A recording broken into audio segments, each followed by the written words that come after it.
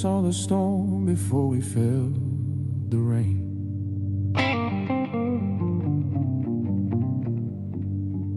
Does your judgment don't miss nobody? Not then, not now. Oh, oh.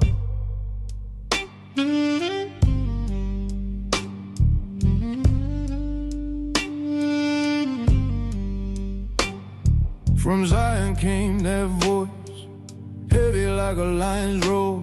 Most High calling out the nation, settling every score. Gaza, Damascus tide, he said, I remember what you done. Fire gon' meet your strongholds when the reckoning comes. Ain't no hiding from the truth when the trumpet begins.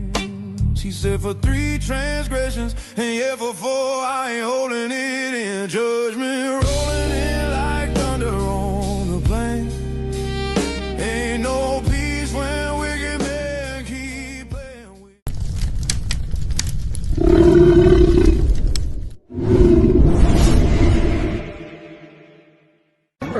Look at them, huddled in the cold, staring at a ball of lights like it's magic. They really believe a new number makes it a new year. Earth's just spinning, frozen and tired, nothing changes. And still they cheer. That's faith for you.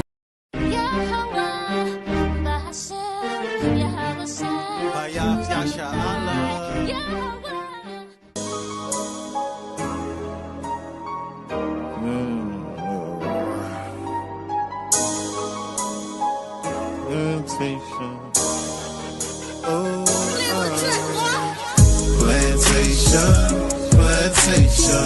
9 to 5 be the time I was wasting. Man, I feel like I need a vacation. Saving up for my resignation. Why I feel like my manager hating. Ain't the one for no verbal castration. This government ain't giving reparations. We'll go to crime trying to fight the temptation. Rejoice in tribulations, demonstrate patience in every situation, picking up the pieces to their heart restoration. People broken hearted and in need of salvation. Yeah. We in captivity, we done lost our history. Disconnected from his laws, now there's no integrity. Here's the book and let them see, because they dying in these streets. Walking in darkness and where the carcass is, the eagles be. Walking in darkness and where the carcass around us like vultures. Murder on their mind when they approach us. Let your light shine, watch them scatter like roaches. Babylon falling cause we taking back our culture. Heal our land, Abba now put us back in agriculture. This word burning them up, Romans is a flamethrower. We prophesy destruction, nukes coming, game over. International, continental, ballistic missile. Them bombs dropping like rain, no drizzle. The lake of fire make them sizzle. Showing fruits of the spirit, we don't gather figs of thistles. That's the dog, you know, so just like you were saying.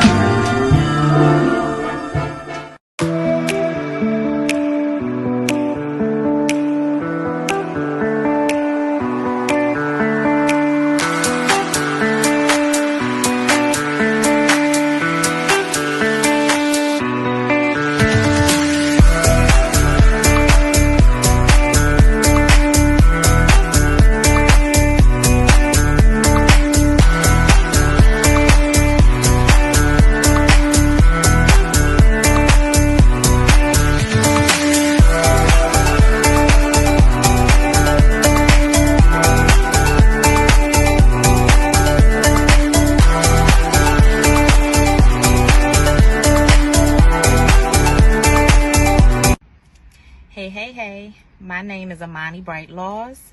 I'm a travel business owner.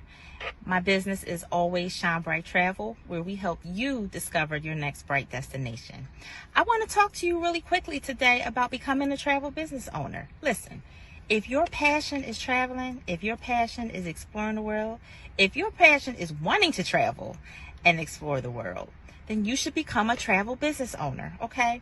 I have 2 easy ways to get started, less than 1 minute, okay?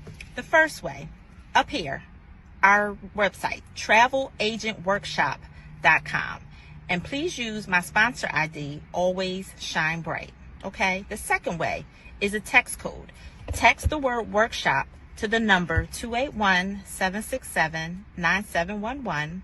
And again, reference my sponsor ID, Always Shine Bright, okay? Listen, the workshop is free. It's a free 3-day workshop, which gives you all the information on how to get started to become a travel business owner, okay? Any questions that you have will get answered within that workshop, okay? So let me meet you on the money-making side of travel, where you can turn your passion into your paycheck. Y'all know what time it is. It's your boy, Chef D-Nail, over here at Guess Who's Cooking. Good cooking, good eating, good living. Y'all know how we do it every Sunday about this time, man. We're going to get straight to it. We got the chicken and dumplings, all right? We got the perch fish with the mac and cheese, with the yams, with the 5 cheese toast over here on the Texas side. And of course, we got the world famous turkey tips, all right? We also got, on this one, we got the greens with the turkey tails, and we got the spaghetti. You already know what time it is, man. Hit the link, 773-992-4737 is the phone number to place your order every Sunday, all right? And you can hit us up on the Cash App to make payments at Guess Who's Cooking, the number 2, all right? You can hit the www.guesswho'scooking on the World Wide Web.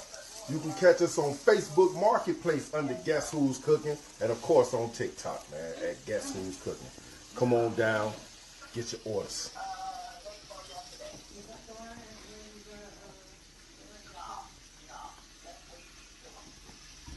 Give me shame, I give you peace from underneath. Give me mind and be in light to reignite. Can you open up the doors to let me in? Can you open up the doors to let me in? You could put the heart inside, don't tap my head. As I sing the love inside from out my mouth. Tell me what you need to find. Tell me now. Tell me what you need to find.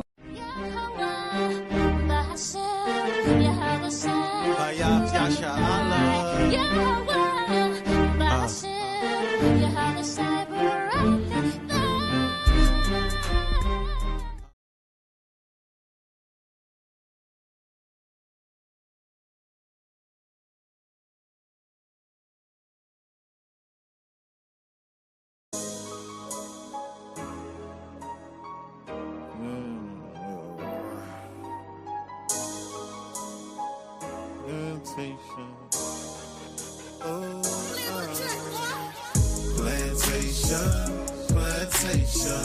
9 to 5 be the time I was wasting. Man, I feel like I need a vacation. Saving up for my resignation. Why I feel like my manager hating. Ain't the one for no verbal castration. This government ain't giving reparation. We'll go to crime trying to fight the temptation. I wanna clock out. Hey, shalom, shalom, shalom. Hey, shalom. Shalom, shalom, family. How about Shemel Shabrakatah? This is Brother Ariel from HOY Chicago, here with Brother Kazak from HOY Milwaukee. We're here for another Tuesday Iron Sharpen Iron class. Iron Sharpen Iron. All praise Yahweh Shemel Shah. Hopefully, brothers and sisters had a safe week. Crazy storm. It's been wild. Damn blizzard all over the damn place in America. It's been crazy, man. But hopefully, brothers and sisters been doing well. And one more day closer to the kingdom. God. So once again, today we come with a lesson. It's called the prison pipeline. So we're just gonna come with some information about, the history of America and its wickedness, and how everything they had was a system that they had set up to destroy us as a people, and also to set up us as modern day slaves, right? And he put laws in, legalized it and everything. And, you know, this is what we're dealing with today as a people, right? So first off, let me get Isaiah chapter 42 and verse number 22. So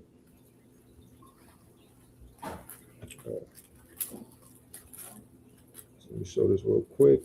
Isaiah chapter 42, verse number 22.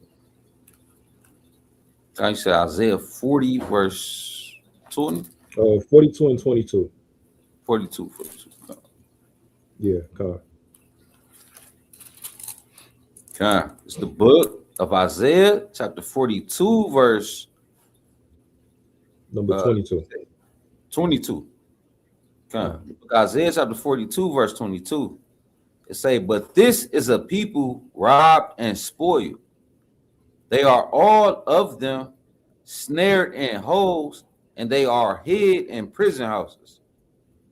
Right. So the Lord said we are robbed and spoiled, right? We've been stolen of our riches, our heritage, our identity. They took from us our inventions, all the things that we have created. We get no credit for it. The issue that happened with Alabama, remember with that Jake, when he threw up the hat in the sky and the Edomites tried to jump him and everything, and the brothers came out of nowhere? You had the brother named Aquaman. The brother literally jumped off the boat and swam and came straight to help the brother out, to help the security guard out. It was an Edomite family, right? And it was, you know, they jumped the security guard, the brother, and all of that stuff. And, you know, people found out that day that the chair that was used by the grandpa to bust the Edomite over the head with, that was created by a black man, right? Like nowadays, people are starting to find out all the things that we created, all the different inventions that we have created, and we get no credit for. So that's part of us being robbed. That's part of us, you know, being spoiled by the enemy. They have taken our heritage, our identity, our inventions. We get no credit for nothing, right? But without us, everybody else is destroyed. Without us, nobody can prosper. God? And it says we're hid in prison houses. So that's why part of this lesson is called a prison pipeline, right? But I want to show y'all just a bit of this video right here. Let's see. So let's start with this video.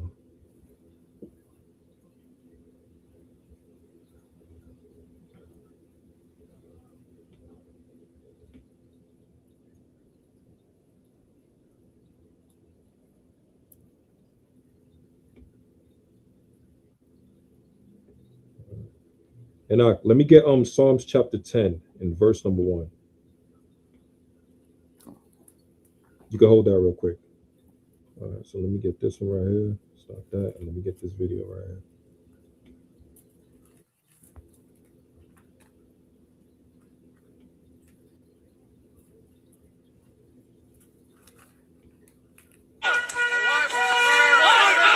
Get a fucking life.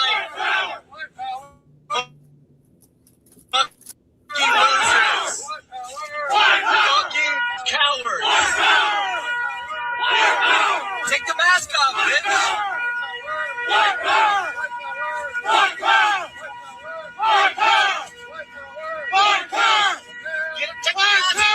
Take the mask off! Let's see your face! What are you scared of? I'll get you crack your ass, motherfucker! Tough guys? Tough guys? Take the mask off! Let's see it! Fucking cowards. You got nothing to do. Bye-bye, Kike. Go read a book.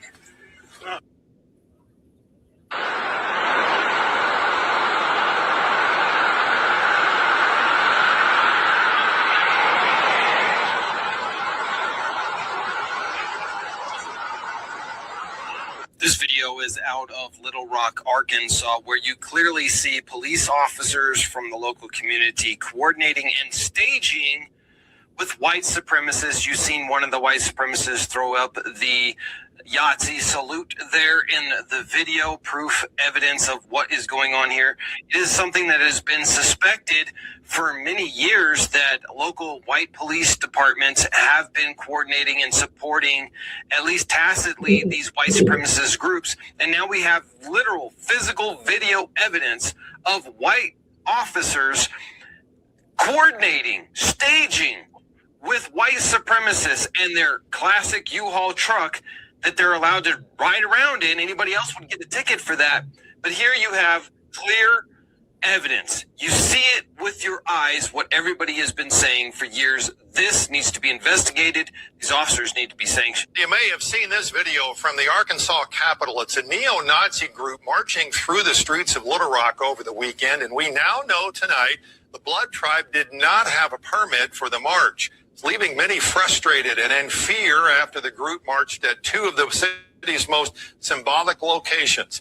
Tanya Moderzitsky looked into how demonstration was allowed to happen and shares how the community is responding.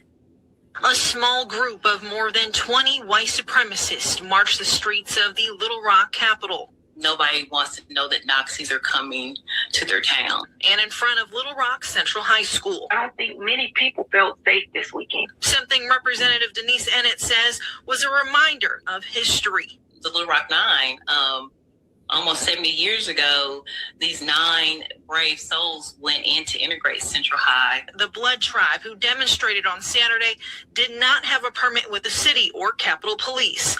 By law, if they stayed on sidewalks and kept it moving, no permit is legally required.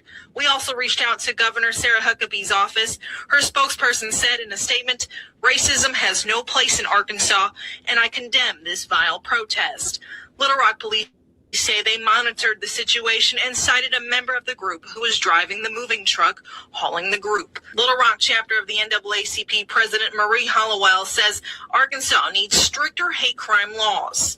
We cannot continue to cause this division. We cannot continue to promote hate. And it says in 2021, during her first term as state representative, there was discussion of hate crime laws. I remember that bill like it was yesterday.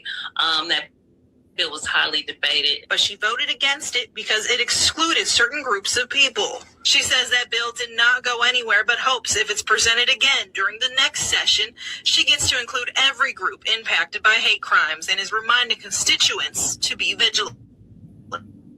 It takes a village. It takes people like you and me to call out this nonsense. Con. Okay, Con. So now, Shalom, can you hear me? Con. Con. So look what's funny about that. It says the police officers was coordinating with these racist Edomites, right? With these quote unquote Nazis, right? As you would say, what they say, Proud Boys and all of that stuff. This is Edomites literally exposing their own people, right? Let me get Psalms 94 and hold that Isaiah chapter 10. Let's go to Psalms 94 real quick. Let me just play this part again. Just want to show y'all.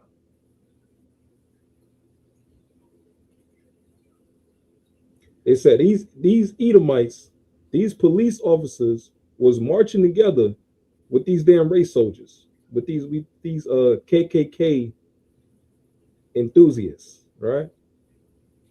Let me show you this again.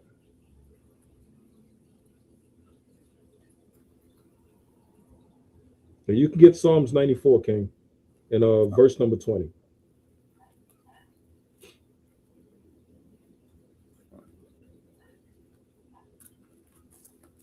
So the book of Psalms, chapter 94, verse 20.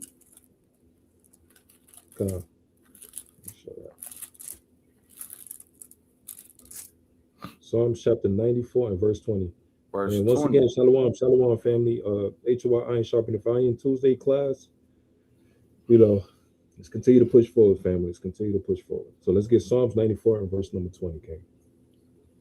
Book of Psalms 94, verse 20. It say, "Throne of iniquity have fellowship with thee, which frameth mischief by a law." Right. So shall the throne of iniquity Who's the one that's sitting on the throne of iniquity? Or who's the one that pushes iniquity all throughout the earth? Right? Who's the one in Malachi chapter 1 and 4? The Lord says the border of wickedness.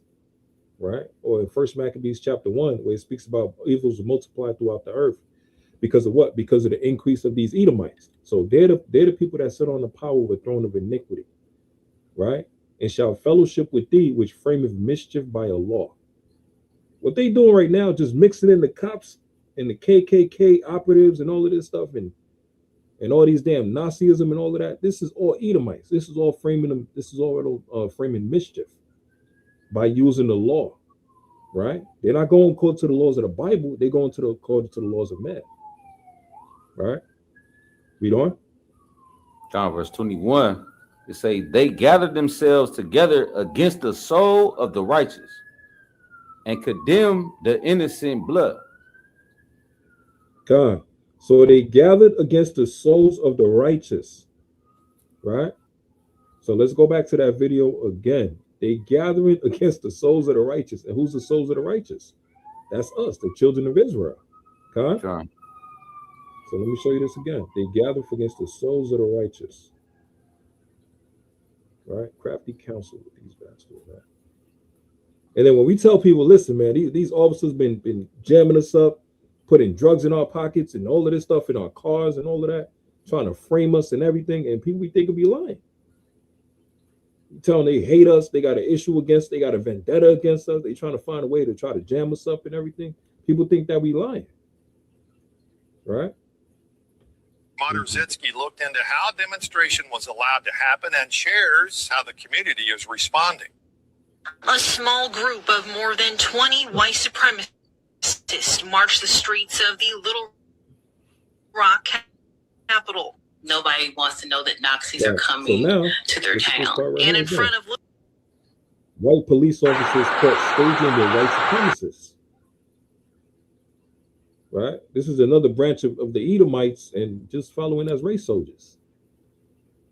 But now they got badges now. Right? So they can enforce their hatred towards us, their bloody crimes they want to push on us. Their lust, their murder. Now they justify because they got a badge. So now they can legally kill us. But they also say the people that we got to serve and protect. But they're not here to protect us. Huh? They're not here to protect us. They're here to attack us, destroy us, antagonize us, murder us, torture us. They're not here to protect us. Right?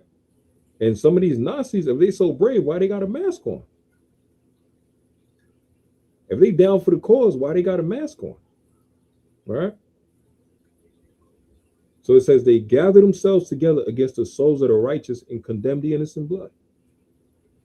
Let me get Psalms chapter 10, King. In verse number 1. And you can just hold that. Let me get the next video. Because I also want to show you let me show you this guy right here. Who was it? Trump's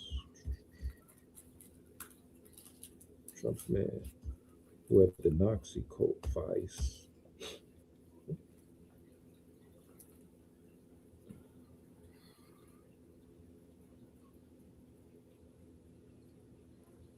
Yeah, let me show you that right there. And let me also get this part. You got Psalm chapter 10 on hold, right? Go.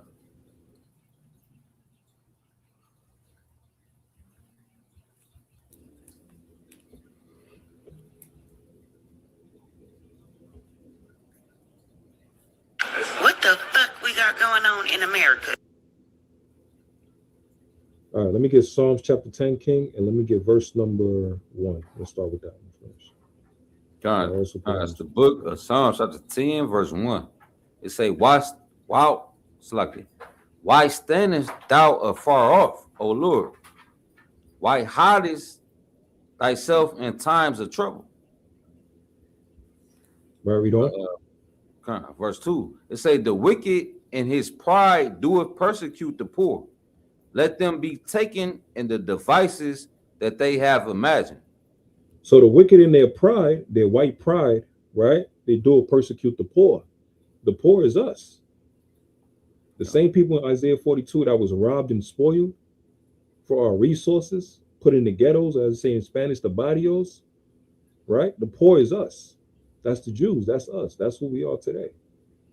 If you look it up and you look up what a Jew is, it'll say a Jew is a person that was basically put in like a hood or something, right? So that's speaking about us, right? Read on. So like in the ghetto. The ghetto.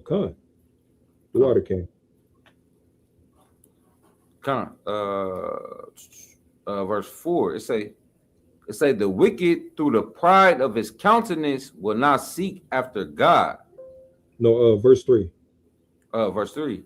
It say, for the wicked boasted of his heart's desire, and blesseth the covetous, whom the Lord abhorreth. Right. So the wicked is speaking about the Edomites. They boasted of their heart's desire, and the blessed of covetous. Read on. Whom the Lord abhorreth. Right. So when they say thou shalt not abhor an Edomite, well, they broke that contract. That's in Amos chapter 1. For 3 transgressions of Esau, for 4, the Lord says he's not going to turn back the covenant. He's not going to turn back the judgment thereof. Right? They broke that contract. Read on. Verse. Damn. No, you good at it. You got it. Verse 4.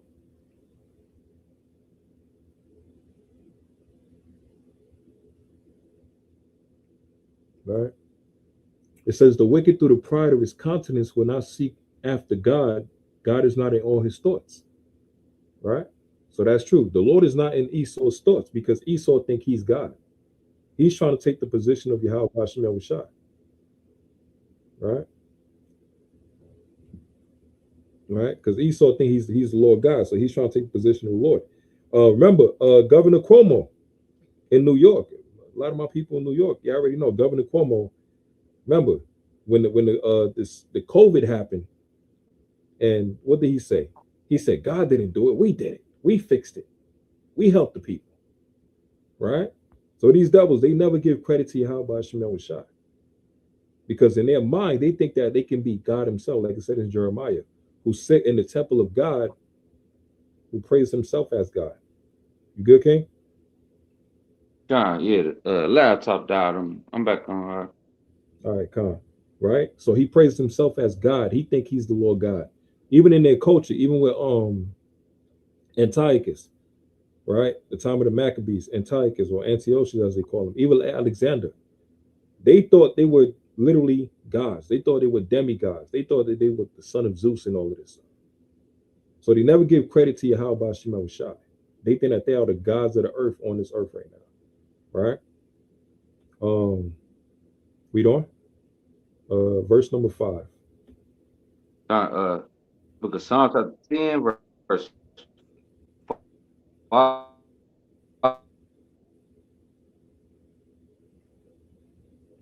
Of his sight. As for all his enemies, he puffeth at them. Right. Hey, ain't that what Trump was doing at the Davos speech place? He was telling what he gonna do about Greenland. They can't do a damn thing about it.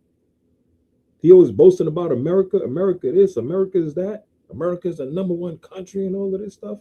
#1 military.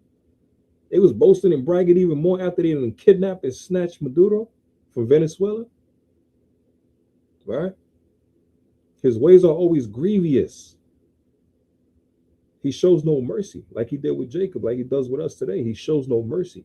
Like judgments are far above out of his sight. As for all his enemies, he puffeth at them. Even those that he made a contract with. God? Come. Right? Read on. Verse 6. He hath said in his heart, I shall not be moved, for I shall never be in adversity. So he said in his heart, I shall not be moved. Trump even says it today. America the Great and all of this stuff. And, you know, we're the best country in the world and nobody can move us and stop us. Trump be saying that today. And whatever the kings think, the king's thought is, that's what happens in the minds of the people. Everybody would think the same as him. America think they could never lose a war. The way they oppress us as a people, same as with these police officers. They're like, I can't be moved. Right? What happens now? You find out a police officer murder a brother or sister, And what happened? They keep him in the back for a bit, act like they give him a suspension, give him a damn pay raise, and just switch him to a new precinct. That's it. God? He never get the full judgment that he's supposed to get, being locked up in prison or executed for his wickedness. So he's like, I can't be moved. I'm good. Right? So let me just show this real quick. So I'll show you how the video with the police officers, right? When they was coming together with the damn Nazis and all of this stuff. Let me show you how this as well. But Nazi coats.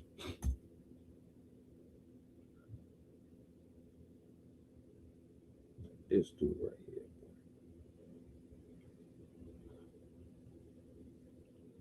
All right, let me show y'all this one right here. This is the one of the ICE chiefs and all of this stuff, and people was talking about him having a Nazi coat on. I remember earlier with the video when I was showing you with the police officers dealing with the Nazis and marching with them, right? So look at this one right here.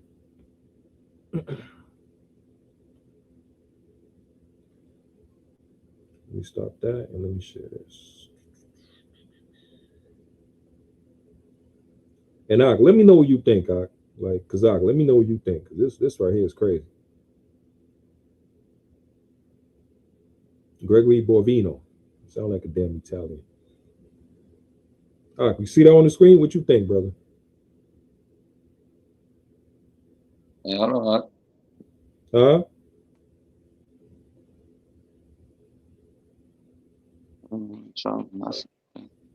You see what the headline say? Yeah. God. It says Gregory Bovino, Trump's Nazi cosplaying immigration enforcer. So look what's happening. They had already showed the video, the police officers marching with the Nazis, white supremacists, right? And then now you got one of the leaders who's dressed like a former Nazi soldier, right? Gregory Bovino. And little by little, you know, Trump is letting you know, little by little, like he gonna force America to be quote unquote great again. All right? Yeah.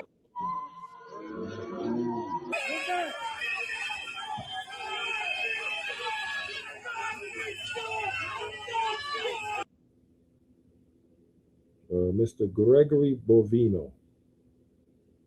Where this guy go again? Where is my people?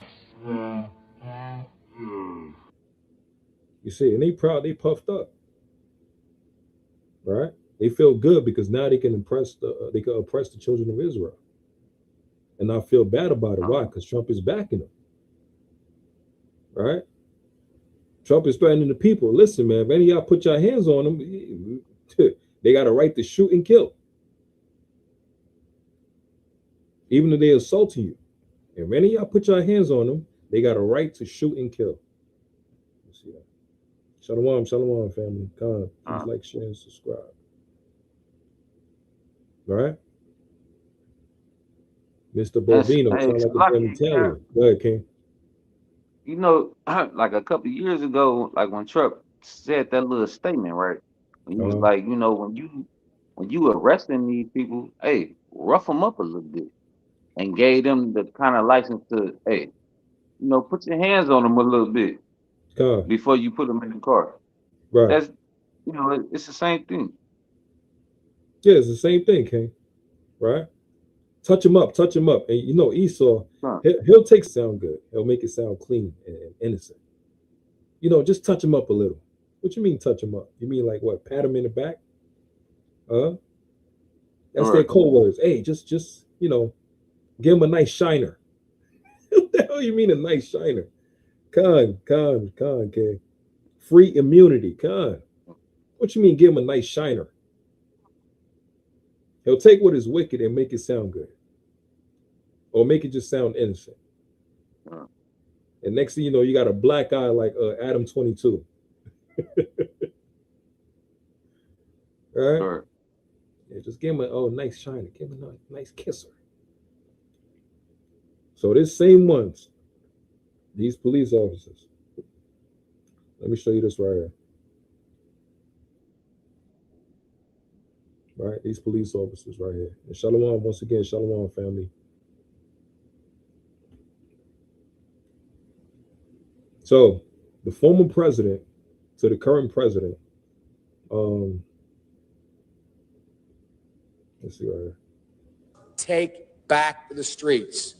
It doesn't matter whether or not the person that is accosting your son or daughter or my son or daughter, my wife, your husband, my mother, your parents. It doesn't matter whether or not they were deprived as a youth. It doesn't matter or not whether or not they had no background that enabled them to become socialized into the fabric of society. It doesn't matter whether or not they're the victims of society. The end result is they're about to knock my mother on the head with a lead pipe, shoot my sister, beat up my wife, take on my sons. Did you hear that? God. You know what this devil just did? He skipped over the problems that they caused. So the end could justify the means. He said it don't matter if they was deprived of resources and all of this stuff. Right? And remember, like we said, Isaiah 42 and 22, this is a people robbed and spoiled. These devils don't take no accountability for what they have done.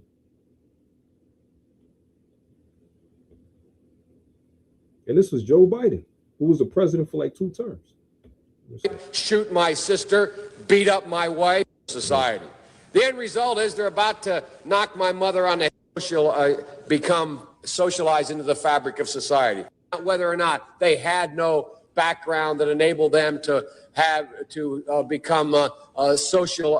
become socialized into the fabric of society. It doesn't matter whether or not they're the victims of society. The end result is they're about to knock my mother on the head with a lead pipe, shoot my sister, beat up my wife, take on my sons. So I don't want to ask what made them do this. They must be taken off the street. That's number one. There's a consensus on that.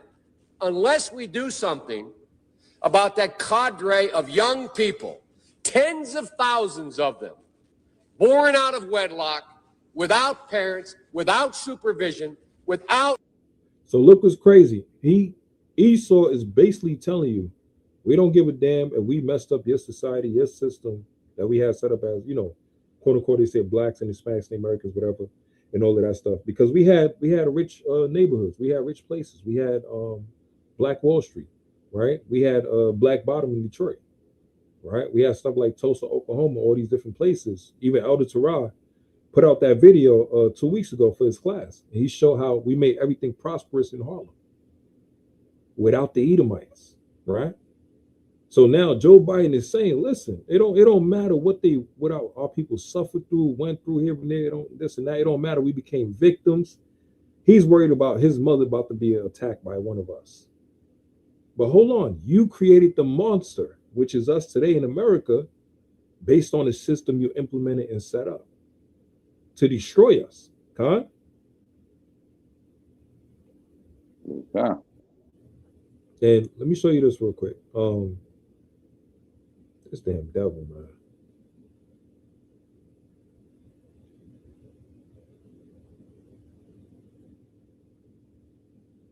They don't want to take no accountability. They want to bully everybody all throughout the earth. And then now when the damn chicken is coming home to roost, now they got a problem with it. Let me show you this. So this is Hey, Lucky Calvin, I'm finna drop off. Okay. I'm finna drop off the phone and get back on the laptop. Huh? All right, come.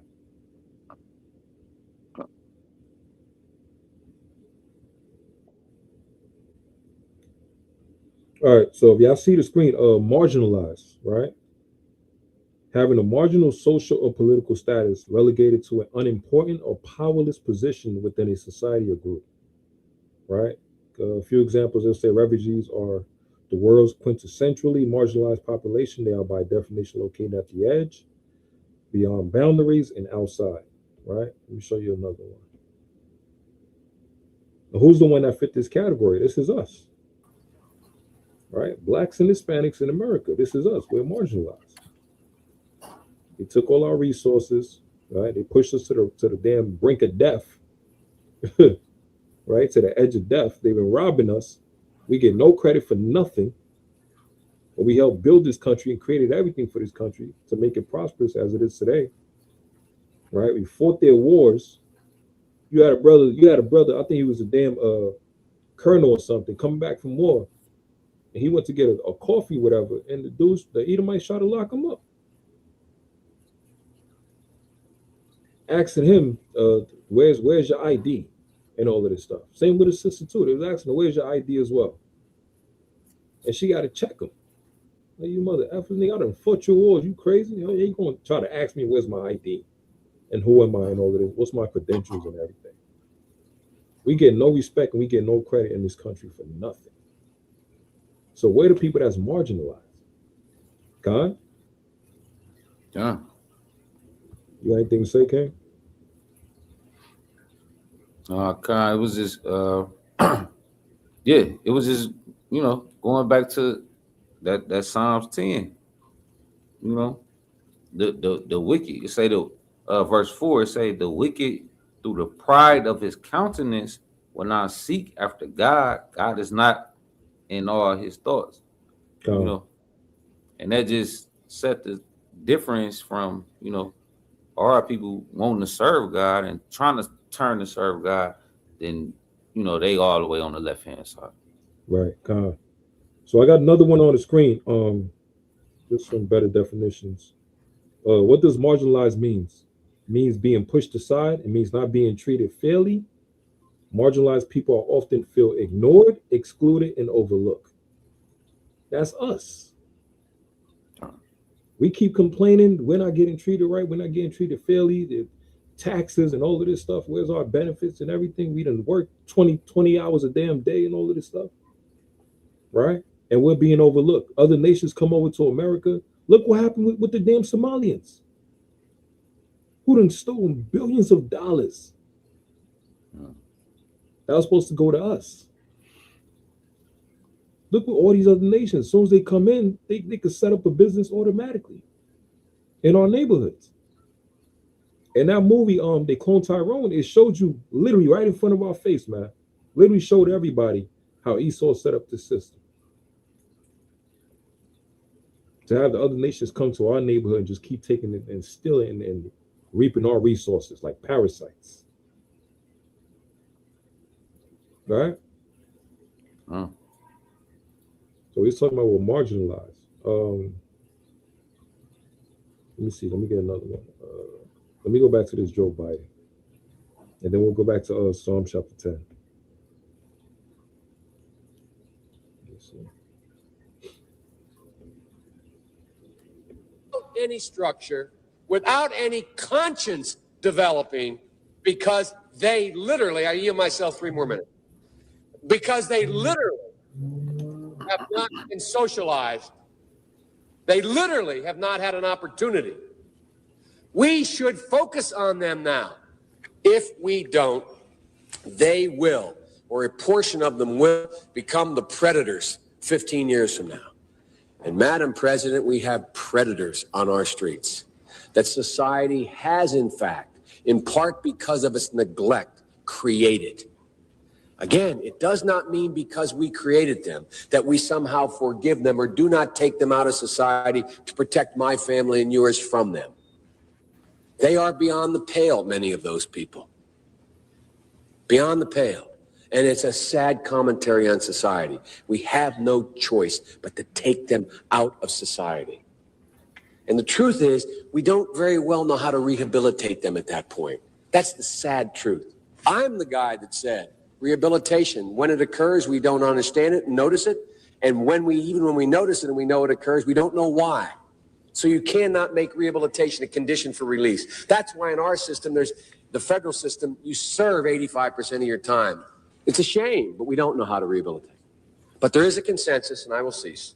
We must make the streets safer. I don't care why someone is a malfactor in society. I don't care why someone is antisocial. I don't care why they become a sociopath. We have an obligation to cordon them off from the rest of society, try to help them, try to change the behavior. That's why we do in this bill. We have drug treatment and we have other treatments to try to deal with it. But they are in jail, away from my mother, your husband, our families. But we would be absolutely stupid as a society if we didn't recognize the condition that nurtured those folks still exist. And we must deal with that. There's this phrase that you All right, what's your thoughts on that, man?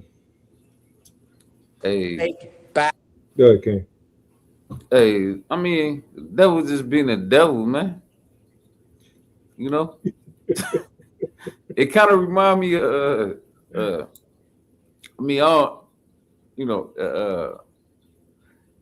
he just being a devil, man. And, you know, and I just looked at the date. This is back in '93. So that mass incarceration, hey, that was in the 90s. You know, probably a little bit back then, but my thoughts on it is, hey, the devil being a devil, man. But hey, he's speaking on what truly need to be applied to his people. Right. I mean, that's my thoughts. God, that's a beautiful point, King. And family, if y'all listening, man, let's get First Ezra chapter 2, because I want to show y'all. Remember, everything this demon said, right? Everything, every word out of his mouth that he said. Man, the Bible is the greatest book, man. Everything this devil said is in this book. First Ezra 2. First Ezra, yeah, but let me everything this bastard said. Cause you know what's crazy? You watch the video the first time and then you watch it again, you watch it years later. You're like, damn. It's like you're reading the scriptures, Zach. You'll miss on a couple of words or a couple of verses in here. You're like, damn, it hits hard even now.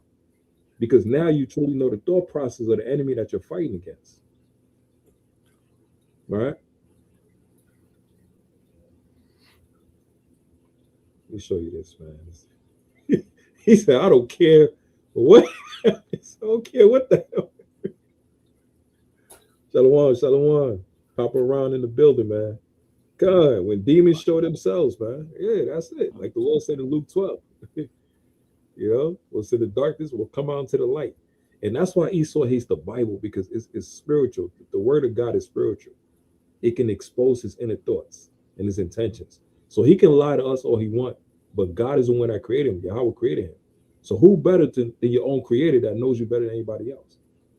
Right? He knows you're the vessel of destruction and vessel of wickedness and mischief and all of that stuff, right? So all right, let me get First Ezra chapter 2. And I want to show y'all this, because I also want to make sure I put it up on the screen so y'all can see it. First Ezra chapter 2, and let's go to verse number 18. And I'll put it on the screen as well for y'all. Slakia, go to verse number 17, King. Let's address who he's talking to. God, it's the book of First Ezra, chapter 2, verse 17. It say to King Artaxerxes, our Lord, thy servants, Rathumus, the story writer, and Simulus, the scribe, and the rest of their council, and the judges that are in Caesarea and Phineas. Yeah, and Phineas. Right. Now, let me show y'all this. Caesarea and Phineas. So let me show y'all this, family. Artaxerxes. Let's see who's Artaxerxes. Yeah, let's see who's Artaxerxes. Yeah. Artaxerxes.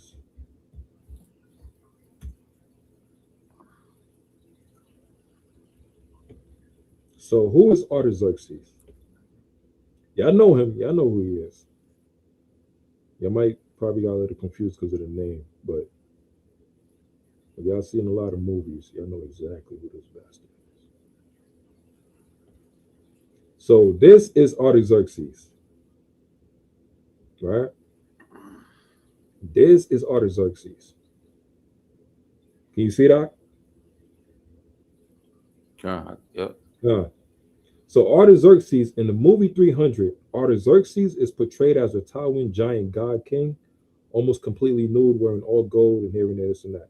So if any of y'all seen that movie, the 300, the one they call Xerxes, that Leonidas was fighting against, that's Artaxerxes. Okay? So if the Bible is fake and is make-believe, why would Esau portray characters that you could find throughout timelines in biblical history and also in modern history today? And you can find them that he's playing in movies, and you can also find their names in the Bible, right? To show you the Bible is real. We're watching these characters today throughout the movies. We know about their history and their timelines and their people and all of this stuff. And some people still don't believe that the Bible is real. And mind you, we're the main characters of the story. The children of Israel is the main characters of the story for Yahweh Shem Yahushua. All the other nations are the enemies. They're the ops. They're the villains, right? So we're supposed to be the actual heroes of our story. But we want to give everybody else credit. So Artaxerxes, that's how he is in the damn movie 300. Right? The same Artaxerxes we're talking about in 1 Esdras 2. And it says he got scribes, people that keep records and all of this stuff. So they all got their own records. Right? You got artifacts we could look into with records of the other nations and speaking about our history and the things they have done unto us. Right? The Shishak, the Egyptian with the Shishak, King Shishak, and his artifact as well too, with the walls. And it was showing him oppressing the children of Israel after Rehoboam and taking all our merchandises to all our resources from the temples. Right? Let's see if I can show that. But yeah, let me stick on top. Keep reading, King. The book of 1 Esdras chapter 2 verse 18, it say, be it now known to the Lord King that the Jews that are up from you to us, being coming to Jerusalem, that rebellious and wicked city, do build the marketplaces and repair the walls of it and do lay the foundation of the temple. Now hold on, didn't Joe Biden say, man, let's go back to this. You can't make this up. Let's go back to this. You can't make this up. You already know what I'm talking about, right? Yeah. What I'm talking about, King, bring it up. Hey. It's cold, right? Same thing. It's demon. Let me show you how this, man. Let's just go back to the video so I could just play. Let me just show you how this.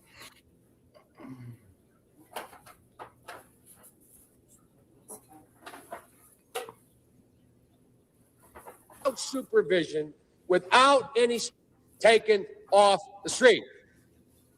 That's number one. There's a consensus on that.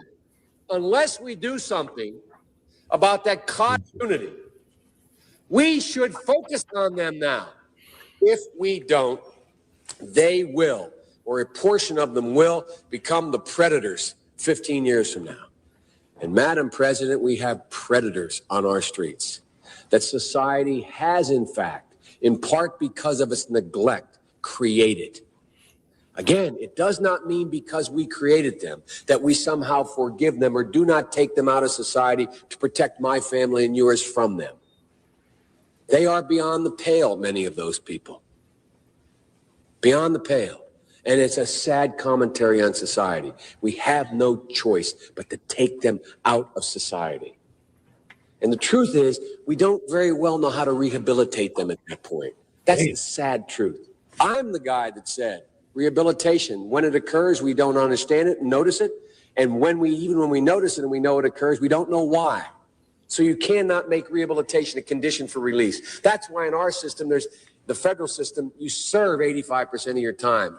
It's a shame, but we don't know how to rehabilitate. But there is a consensus, and I will cease. A, we must make the streets safer. I don't care why someone is a malfactor in society. You don't care why, right? Now let's see what he said. Okay, remember, Kazaki, still there? Yep. Remember, right? There's a word that he said. It starts with the S letter, right? Let's see. To become socialized into the fabric of society. It doesn't matter whether or not they're the victims of society. The end result is they're about to knock my mother on the head with a lead pipe, shoot my sister, beat up my wife, take on my sons. So I don't want to ask what made them do this. They must be taken off the street. That's number one. There's a consensus on that.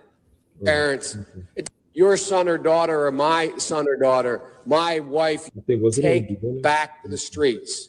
It doesn't matter whether or not the person that is accosting your son or daughter or my son or daughter, my wife, your husband, my mother, your parents. It doesn't matter whether or not they were deprived as a youth. It doesn't matter or not whether or not they had no background that enabled them to become socialized into the fabric of society. It doesn't matter whether or not they're the victims of society. The end result is they're about to knock my mother on the head with a lead pipe, shoot my sister, beat up my wife, take on my sons. So I don't want to ask what made them do this. They must be taken off the street. That's number one. There's a consensus on that. Unless we do something about that cadre of young people, tens of thousands of them, born out of wedlock, without parents, without supervision, without any structure, without any... Now remember, the key point in that is structure, right? Without supervision and without any structure. That means a person that's watching over them, right? Without any structure. Remember, let's go back to second Esdras came, first Esdras, Slaki. And remember that video when the Amalekite chick in Israel, she said the biggest problems that we're facing right now is the young Black Americans. Yeah, I remember that. Right. Why are they so fearful of the youth? Right? And it's not because quote unquote predators and all that stuff. No. Because if you want to start a revolution, you gotta what? You gotta target the mind of the next generation. Because they're still growing. They're still growing into who they're gonna be later on. They're still young, right? They're still able to absorb information very fast. Quote unquote the future. God, the water king. Yeah, beyond the pale means not white. God. Right? So you got to target the next generation, the youth. That's what they do with the LGBT, with the depopulation and all of this stuff. That's them weaponizing these things against our people, against our youth. Yeah. Our children, our heritage. Right? So when he was talking about with structure, let's go back to first Esdras came.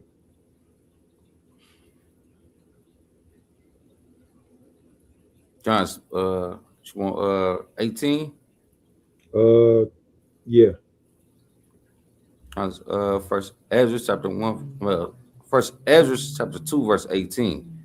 It say, be it now known that the Lord King, that the Jews that are up from you to us, being come into Jerusalem, that rebellious and wicked city, do build the marketplaces and repair the walls of it, and do lay the foundation of the temple. So hold on, you see that? It says we're rebuilding the marketplaces, repairing the walls, and lay the foundation of the temple, right? What is that also showing you? That's like they said with Black Wall Street. When we separated ourselves from the other nations and we did things our own selves, we build our own structures, our own buildings and doctors and nurses and security guards and all of that stuff. We did everything within ourselves. God?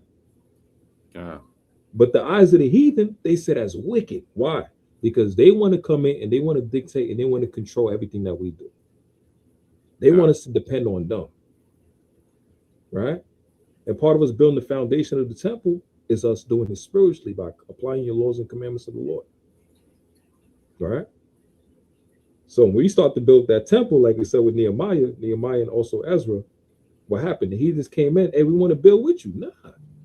Nah, we can't let you build with us because you're going to sabotage it. Good. Go ahead, King. Verse 19.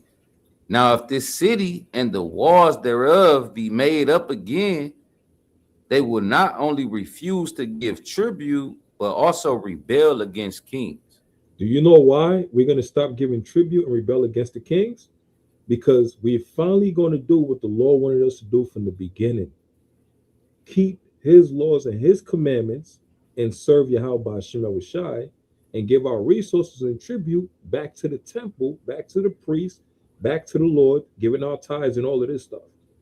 We're finally going to do what we're supposed to be doing with the Most High Yahweh Hashem Yahushai from the beginning. We're finally honoring the contract that we have with the Lord. God? And the heathens can't have that. Why? Because we're helping to benefit and build their empire. They need us.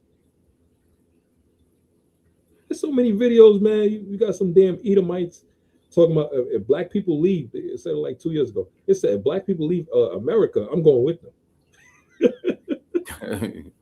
God. She said, if black people leave America, I'm going with them. And then you know what she said? She said, because we got the flavor, we got the style, we got the music, we bring the culture and all of this stuff. We make everything fun, lively, funny. We're the life of the party. And she said her people is boring, pale, you know, ain't got no flavor, ain't got no style, and just like dead wood or something, just dead.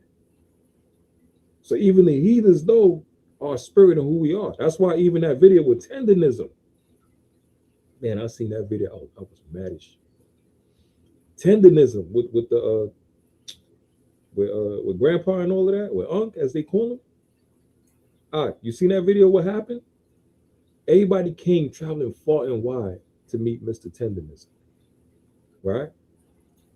Because he made the what was it? I think it was steak or something. Like, you know, it looked so good, it just melted right off the damn bone and everything, right?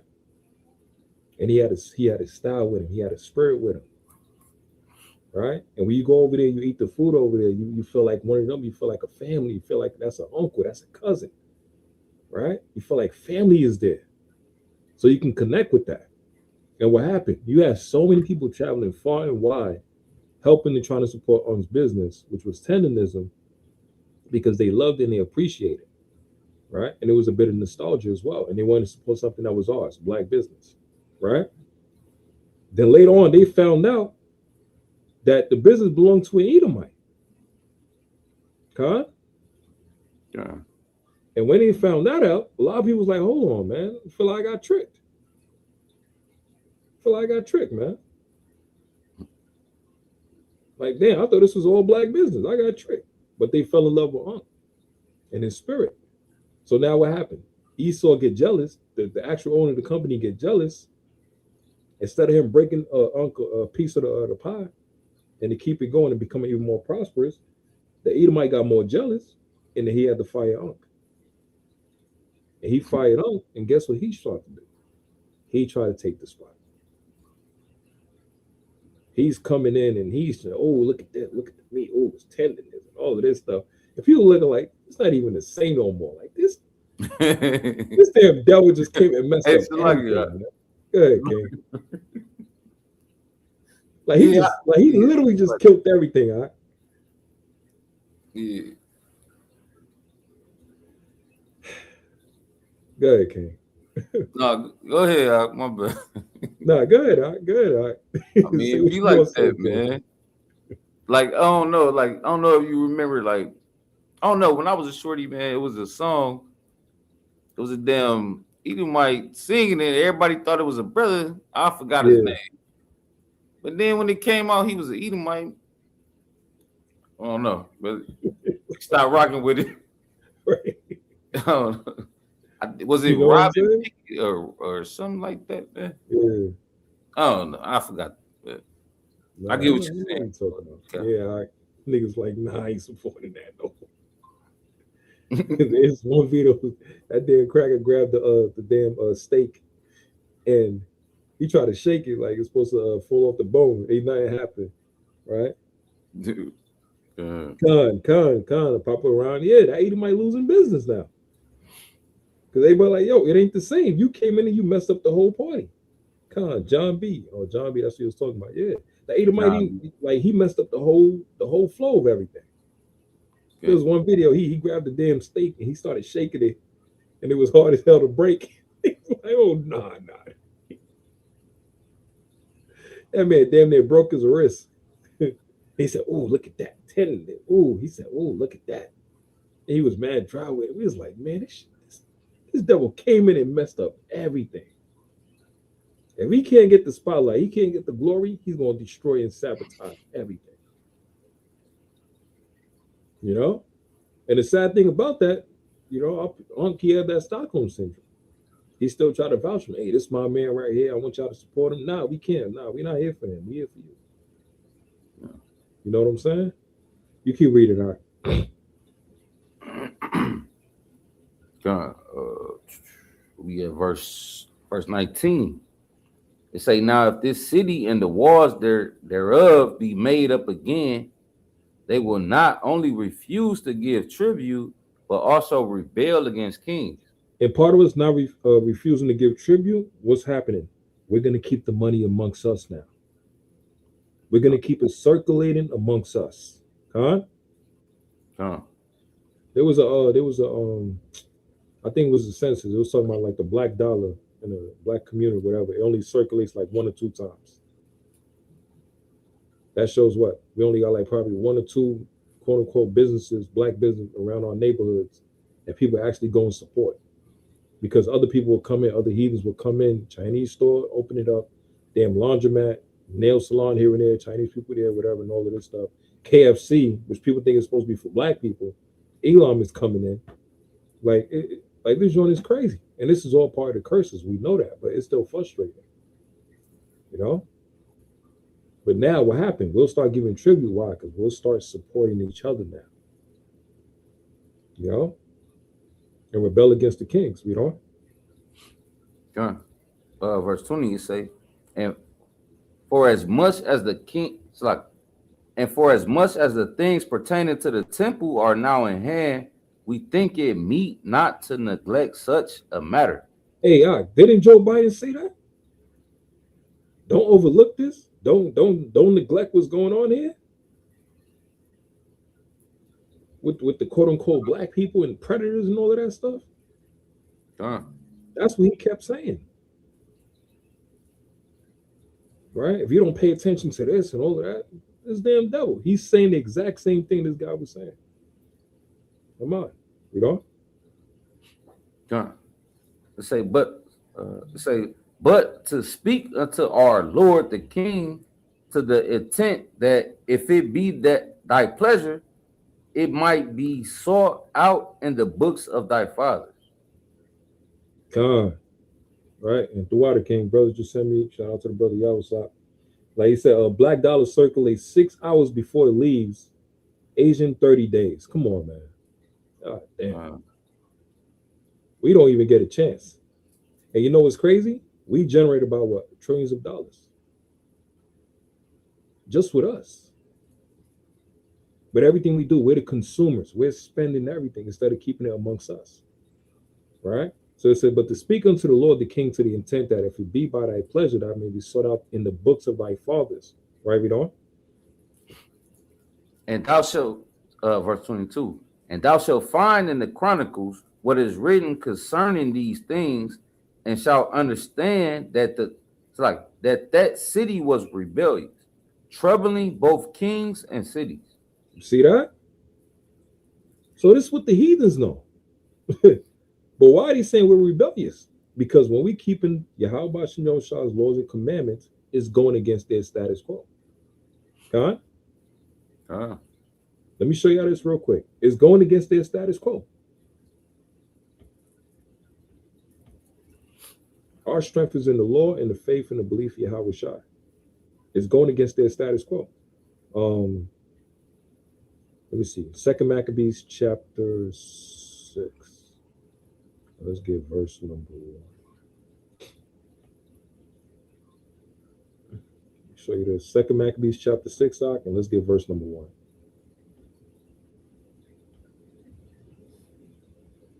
You got it, King. Book of 2 Maccabees chapter 6, verse 1. To say, not long after this, King sent an old man of Athens to compel the Jews to depart from the laws of their fathers and not to live after the laws of God. You see that? That's what the heathens want. They want us to leave the laws of Yahweh B'Shem Shai. God? That's what they want. By hook or by crook, they're trying to find a way for us to break the laws of God, to leave the laws of Yahweh B'Shem Shai, so we could follow Esau's laws that he created, the laws of Satan. Right? And now they're going to implement even more, because now what happens? Let's get it right here. Verse number 6. 2 Maccabees chapter 6, verse 6.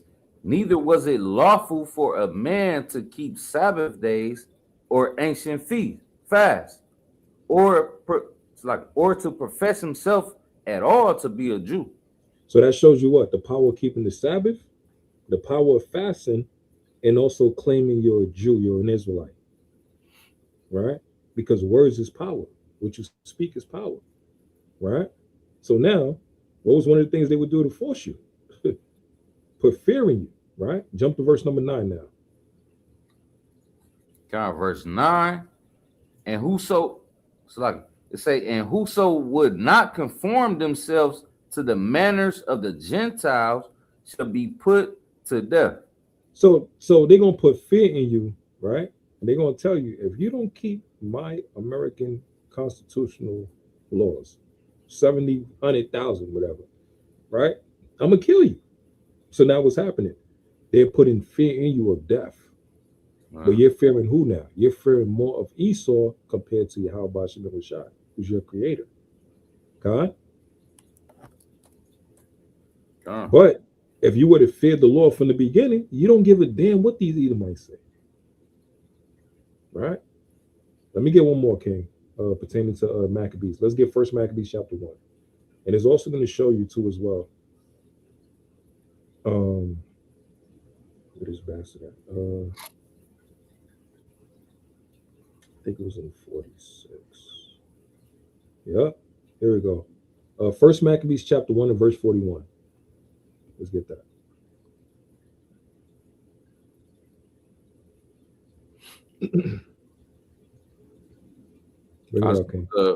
First Maccabees chapter 1, verse 41. Say, moreover, King Antiochus wrote to his whole kingdom that all should be one people. So King Antiochus said all should be one people, right? Read on. But why? Read on. And everyone should leave his laws, so that all the heathen agreed according to the commandment of the king. Right. So the heathens want to quickly, like Moab and them, they'll drop Goku and Shinron and all of this stuff. Right? And Elam and all of that, the Monkey King and Sun Wukong, they'll drop all their pagan gods. They don't give a damn.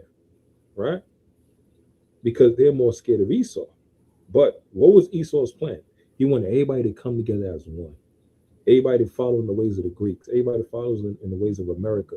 Be proud to be an American, right? Following the ways of Christmas, Halloween, following all the American traditions. And if you're not partaking in it, you're gonna get bullied. You're not partaking in it, you're gonna be ashamed, right?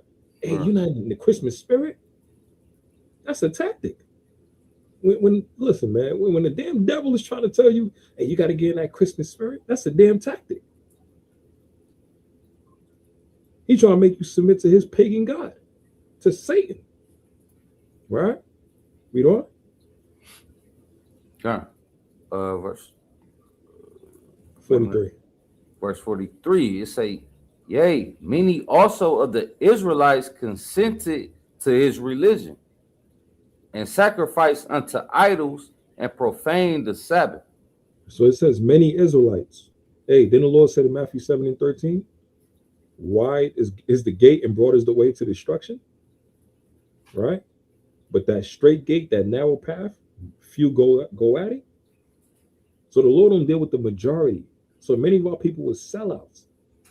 But Esau would never mention those that actually stood 10 toes down for the Lord and fought back. Con? Con. And it also show you, don't just follow the damn crowd because they got the numbers. Because you're following them to destruction. So these are many of our people that became sellouts because they feared who? They feared Esau more than they feared Yahweh Shem Shah. They forgot their God. They feared the white man more than they feared the black God. Right? Let's see. So now we could just drop that right there. So let's go back to Esdras, King. Let's go back to Esdras. First Esdras chapter 2 and verse number 22. Shalom, shalom, family.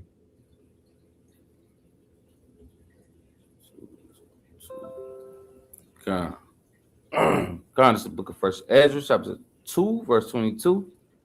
And thou shalt find in the Chronicles what is written concerning these things, and shall understand that the city was rebellious, troubling both kings and cities. Right? Read on.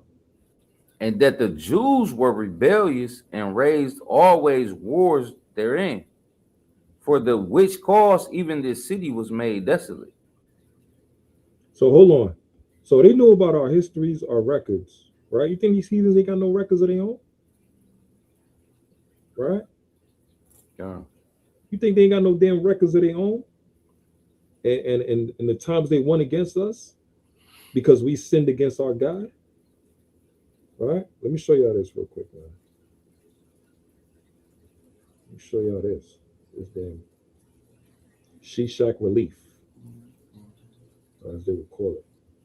Right? And you can say something out. You can say something real quick, because let me get this real quick for y'all. Yeah, you can just add on your thoughts and your thoughts about it, and let me just get this real quick. Meshach, Shishak. All right, here we go.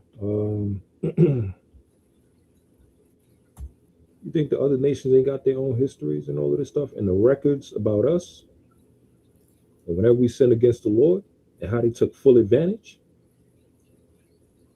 Artifacts? Right? Let me play this video right here. Got this lined up right here. All right, let me hold that real quick. Let me get to this.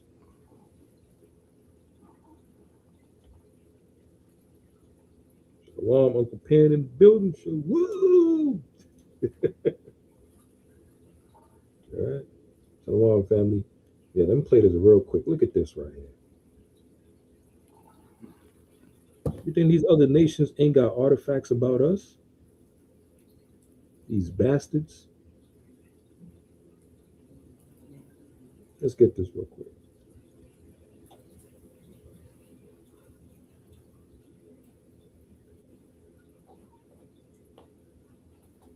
You're not a horse, and a bland bucket of rice isn't dinner. And even it's that with the commercials, that's Here we go again, another day. Is there any tangible, physical evidence that the Egyptian Pharaoh Shishak of the Hebrew Bible ever existed? And if so, is right? Our Bible, right? And people was asking if he ever existed. Let's see this.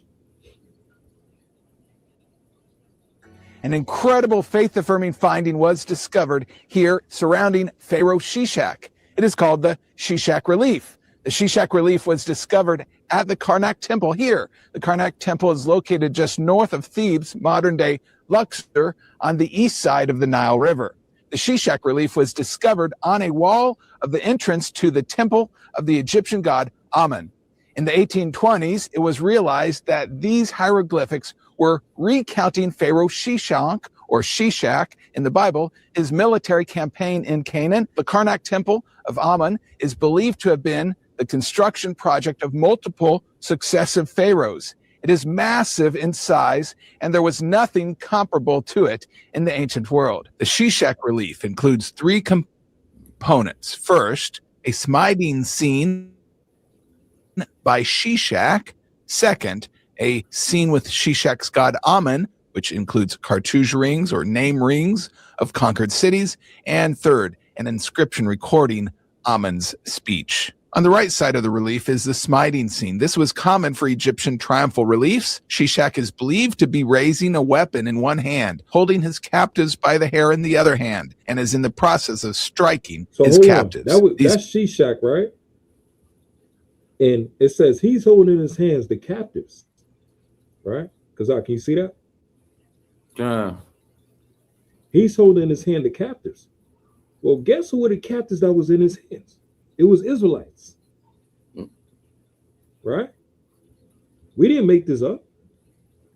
And you know, Esau's known for researching all of this stuff, and that damn thieving demon traveling all over everybody else's places and lands and quote unquote call it archaeologists, which is a legal way of him saying to being a damn grave robber or a thief or a murderer or damn what was it? What's that movie? Indiana Jones.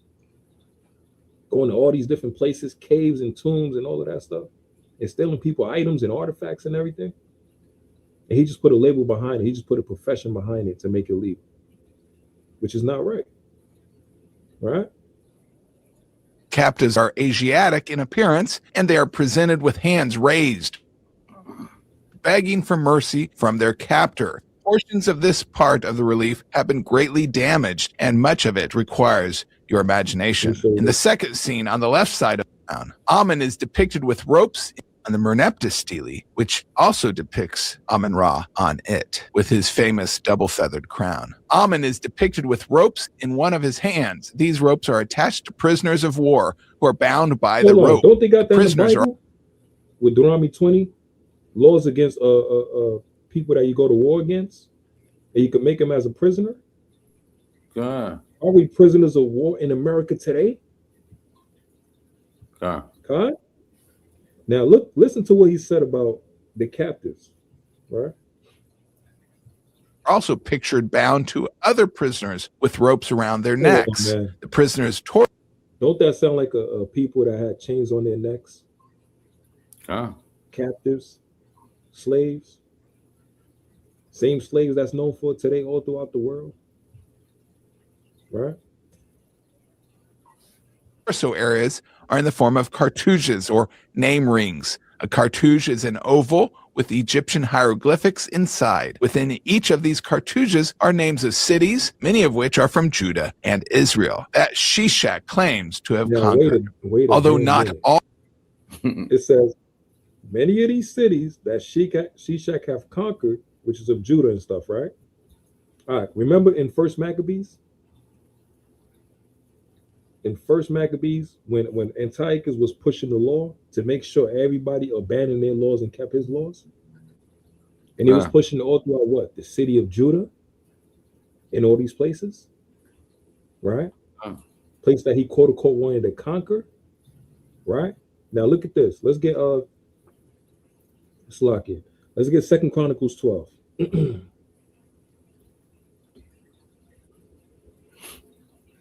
If y'all think these nations don't know who the hell we are, you must be crazy. Let's get 2 Chronicles chapter 12, and let's get verse number 2. Let me put this on the screen. Let's lock it. Good. It's the book of 2 Chronicles chapter 12, verse 2. And it came to pass that in the 5th year of King Rehoboam, Shishak, king of Egypt, came up against Jerusalem because they had transgressed against the Lord. And 1,200 chariots and 70,000 horsemen. And the people were without number that came with him out of Egypt. The Lubims. So hold on. So it showed Shishak, the same Shishak people talking about in the video, right? King of Egypt, came against Jerusalem, right? God. Read on. Because they had transgressed against the Lord with 1,200 chariots. Read that again. Read that again. What was the reason why he was able to attack us? Because we have what? Because they had transgressed against the Lord. That's when the heathens know it's time to attack us. They try to force us to break the laws of Yahweh Shai because they understand once we break God's law and his hedge of protection is not on us, then they can come and get us. God? Yeah. That's what they was waiting for. That's our kryptonite, sin. That's the only reason he was able to win against us. That's the only reason Esau was able to win against us too as well. Because we broke God's law. Read on. God, with 1,200 chariots and 7,000 horsemen. And the people were without number that came with him out of Egypt, the Lubims, the Succums, and the Ethiopians. Right, Ethiopians, read on. And he took the fenced cities which pertained to Judah and came to Jerusalem. So he came with his full army and power immediately, because there was like wolves in the cut just waiting. Right? They seen blood and they came and they attacked automatically like a shark. See blood in the water. A damn piranha. The minute we started breaking God's laws and commandments and forsaking him, the hedge of protection was gone. And he took advantage of the opportunity. And now they mocking us to this day. They got the image, like he said, about the Israelites that he conquered. All throughout his walls and records. Right? Read the next verse, King. This is verse 5. Verse 5, it said, then came Shemaiah, the prophet, to Rehoboam, and the princes of Judah that gathered together to Jerusalem because of Shishak, and said unto them, thus said the Lord, ye have forsaken me, and therefore have I also left you in the hand of Shishak. And listen, Shishak understood that. He said, because we broke God's laws and commandments, it was their opportunity as the Egyptians to come and attack us and to take us and to steal all our resources, our items in the temple, and to bring it unto their land. God? God. That's how the Lord works. That's how he operates. Right? Like in Jeremiah chapter 50. I think it's 50 and verse number 6. The nations know. We complain against the Lord here in Israel. Yeah. I attacked you because you sinned against your God. They know that. That's why these heathens do not want us to come back and connect with Yahweh Shem Shai as Israelites. You could be a Muslim, they don't give a damn. You could be a Black Panther, they don't give a damn. You could be a goddamn it's like you be a damn fish. They don't give a damn. But why is it when you say you're an Israelite? Now it's alarms all over the place, red alert, emergency, everybody going crazy, shutting down people's contracts, threatening people, canceling people's shows, shutting down people's music and everything. Why is it when you say you're an Israelite? Now is a problem. God? God. Because that's our power. That's what we're supposed to come back to. Right? So from there, let's go back to First Esdras, King. In 2 and verse number 24. Matter of fact, let's play this next video. Because we're already done with that one. And go to Psalms chapter 10. Go to Psalms chapter 10 and go to number 4. Okay. And just hold that real quick and play this next video. Talking about we the problem.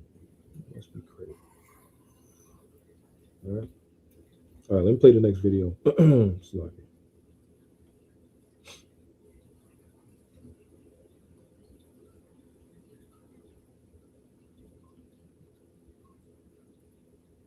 Seems like a dream.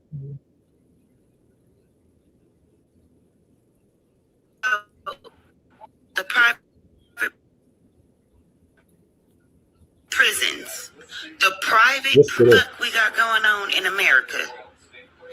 Did you guys hear about the private prisons? The private prisons, not the federal prisons, not the state-owned prisons, but the private prisons are suing states that they reside in, right?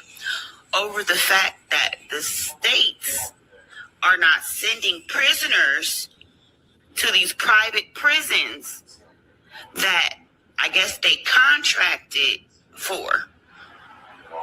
The private prisons are claiming that the states promised them a certain amount of prisoners.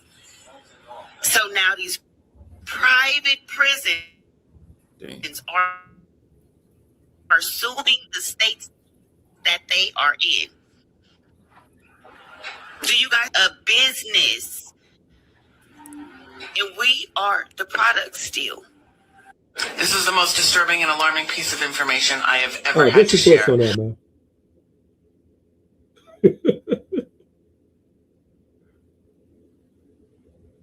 Kazak, can you hear me?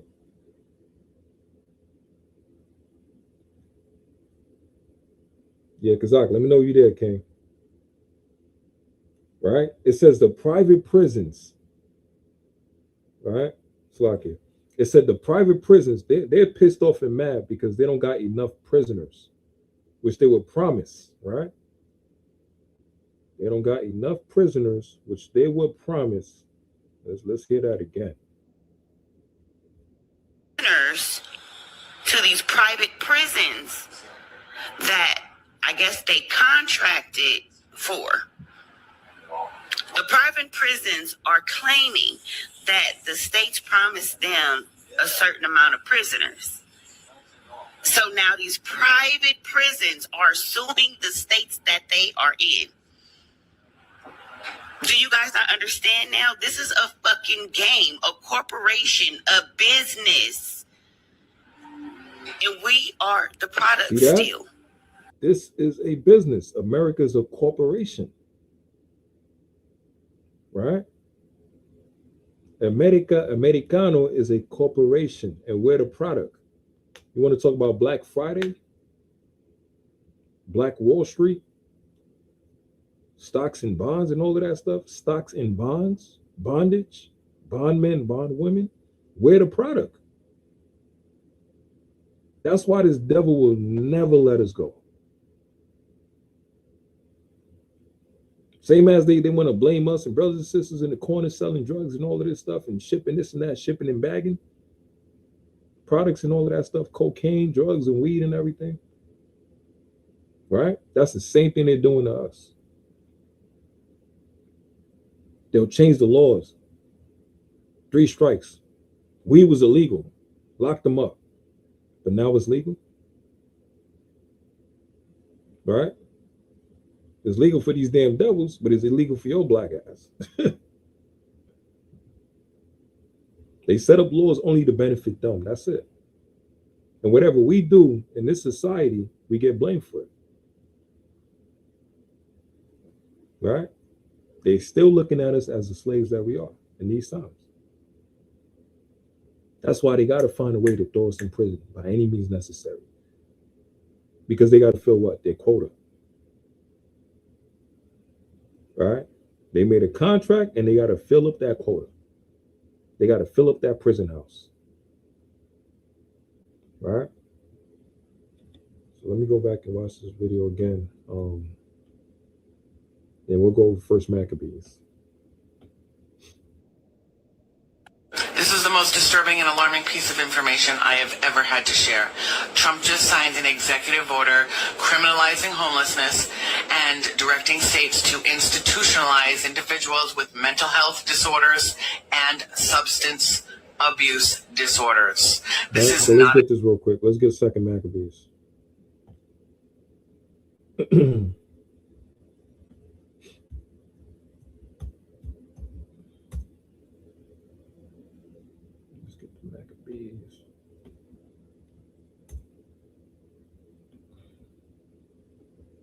And it's the same thing over and over again.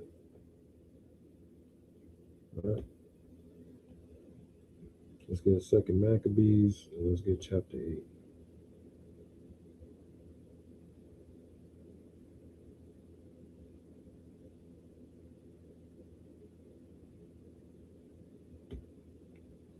All right, let me set this one up. All right. Let's see if the brothers want here. Okay. All right, so let's get this. This is 2 Maccabees, chapter 8 and verse number 9. There's also the tie in and to show y'all, same as the government was talking about, trying to fill up the prison houses, right? With us, they had a contract, and now they're being sued and everything. Nicanor did the same exact thing, right?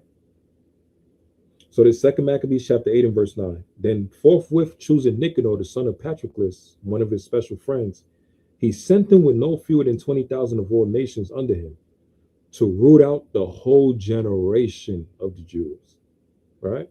And with him he joined also Gorgias, a captain who in matters of war had great experience, right?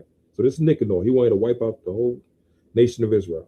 What's that? Genocide. Trump want to do that today as well to us, right? And part of them doing genocide, it ain't just them killing us automatically.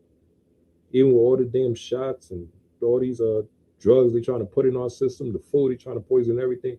They're trying to find a way to kill as many as they can as quick as possible, right? And God is the one that's still holding us up. It's still strengthening us in these times. So look what Nicanor did. So Nicanor undertook to make so much money of the captive Jews, right, as should defray the tribute of 2,000 talents, which the king was to pay to the Romans. Look how cold that is, man. This Edomite, who's a Greek, had to pay the Romans, who were also Edomites, right? He had to pay his own people. They owed money. So guess who he used as commodity, as currency, which was us, the Israelites. We're the jewels of God. We're the currency all throughout this earth, right? Ain't that saying they said melanin is more expensive than gold? So Nicanor promised the Romans 2,000 talents, right, to pay unto the Romans as tribute. So that payment was who? It was us. So he already promised that. Same as they said with the prisons, you got to promise at least, a couple of million prisoners in that prison to fill it up. So that's free labor for the people over there, right? Here we go. Wherefore immediately he sent to the cities upon the sea coast, proclaiming a sale of the captive Jews. This is what they're doing. They selling us to these prisons and promising that they should have 80 bodies for 1 talent, not expecting the vengeance that was to follow upon him from the Almighty God. So this is nothing new under the sun. This damn devil already promised the Romans that he was going to sell us to the Romans. Same as with the prisons, right? So what they got to do? They got to fill up the prison houses. They got to complete their quota, right? You park your car in front of your damn house, and they put a ticket on your car for no damn reason. And you mad as hell, like, what the hell is going on? They got to fill up their quota. This damn demon is wicked as hell, man.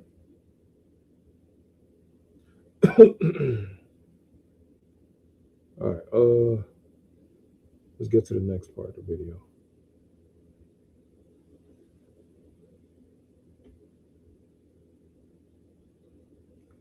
Let's get to this part right here. Not a joke. The ACLU is all over this. I don't know why this isn't on every single news outlet. Share this information with absolutely everybody and anybody you can. This is truly unimaginable. The name of this executive order is Ending Crime and Disorder on American Streets. This is what Trump's homeless plan actually looks like. Utah's building a 1,300-bed camp for homeless people, and advocates are calling it what it actually is, a forced labor camp. It's being built to enforce Trump's new executive order on homelessness. The one that threatens to cut funding from states unless they start criminalizing homeless people sleeping on the streets. The facility will sit on 16 acres of land outside Salt Lake City.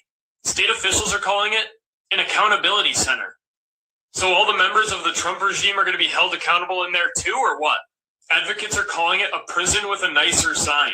Over 300 of the beds will be for people who will be involuntarily committed, meaning they'll be sent there against their will. Others will be assigned to work-conditioned housing, aka forced labor.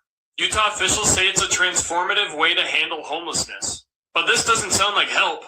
It sounds like torture and punishment. This forced labor camp is a test run for Trump's national plan to build tent cities on cheap land. And in his words, where homeless people can be rounded up and put to work. The Trump regime is turning poverty into a crime, even though they're the ones responsible for making the poverty happen. So when Trump says he's ending crime and disorder, remember what that really means. He's rounding up poor people that he helped create and throwing them into forced labor camps against their will. There were owners of private prisons who were suing the states they are contracted to imprison people in because they don't have enough prisoners because the state got lax on some of their laws and decided to be more lenient on incarceration. So you have a state government that goes, all right, we ain't gonna put as many people in prison. But the private company running the prison go, nah, motherfucker, you promised us 80% capacity at all times. We at 50% capacity. Go catch some niggas and bring them and or reimburse me for the people that are not here. And the state can't afford to do it. So they locked up in court right now. Bam. Almost everybody in this country, you're a commodity to someone else.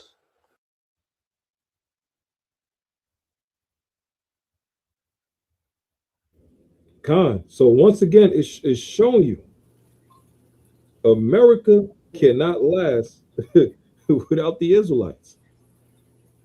The prison system they have set up, the prison pipeline, how they have the children going from the schools into the actual prison and all of that stuff, right? It cannot last without the Israelites. Me and the brother Ayah, we was talking about it with Blackbeard like 2 days ago.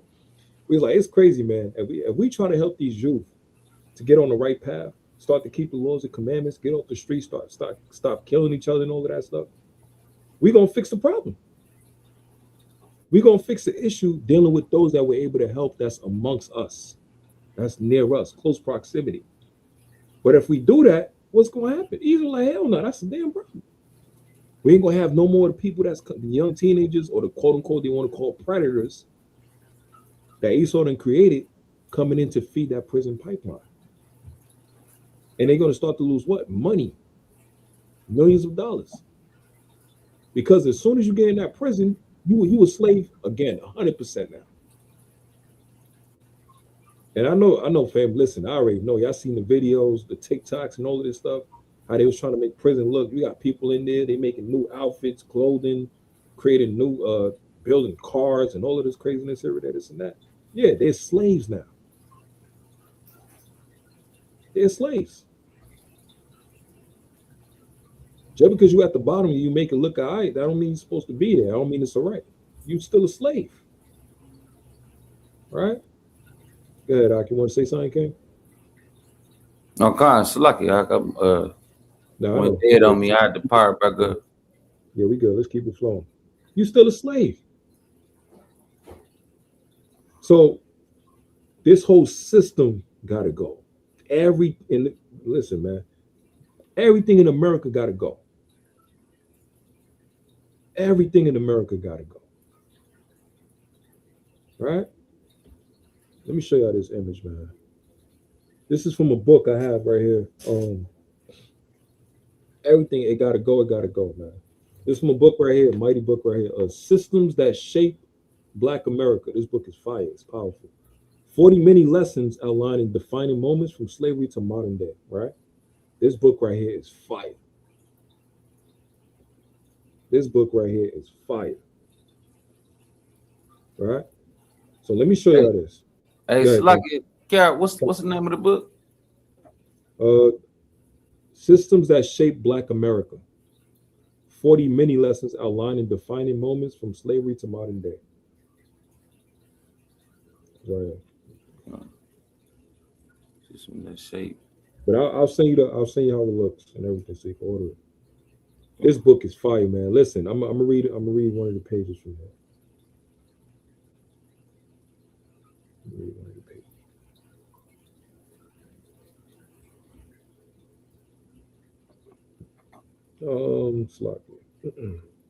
Here we go. All right. So this page right here, page 29. It says slave patrols in 1704. Slave patrols were organized groups of armed white men who monitored and enforced discipline upon the enslaved population in America's southern states. Beginning in South Carolina in 1704, slave patrols spread throughout the colonies. Their primary function was to police the conduct of enslaved people, especially those who escaped or were viewed as defiant. Other functions included monitoring enslaved people's movements, suppressing rebellions, and protecting white people's properties. Slave patrols also formed river patrols to prevent escape by boat. During these times, enslaved people were often mistreated by slave patrols, despite having permission to travel. Man, listen. You want to talk about ICE? This is ICE right here. Yeah. Con? Monitoring where you're going. Where's your ID? You speak Spanish? I'm gonna bust you over the head and all of this stuff. This is ICE right here. Despite having permission to travel, you got a passport, license, and all of this stuff. They done killed 2 people in Minnesota, attacking blacks and Hispanics every day. You know what's funny about Esau? Esau tried to attack the Hispanics first, pressing them and everything. Nothing really popped. Nothing really popped. They started locking up some black people as well too, right? Nothing ain't really popped, right? He couldn't get that rage. He couldn't get that anger that he needed to create that big protest, right? But lo and behold, who did he attack and everything just started exploding?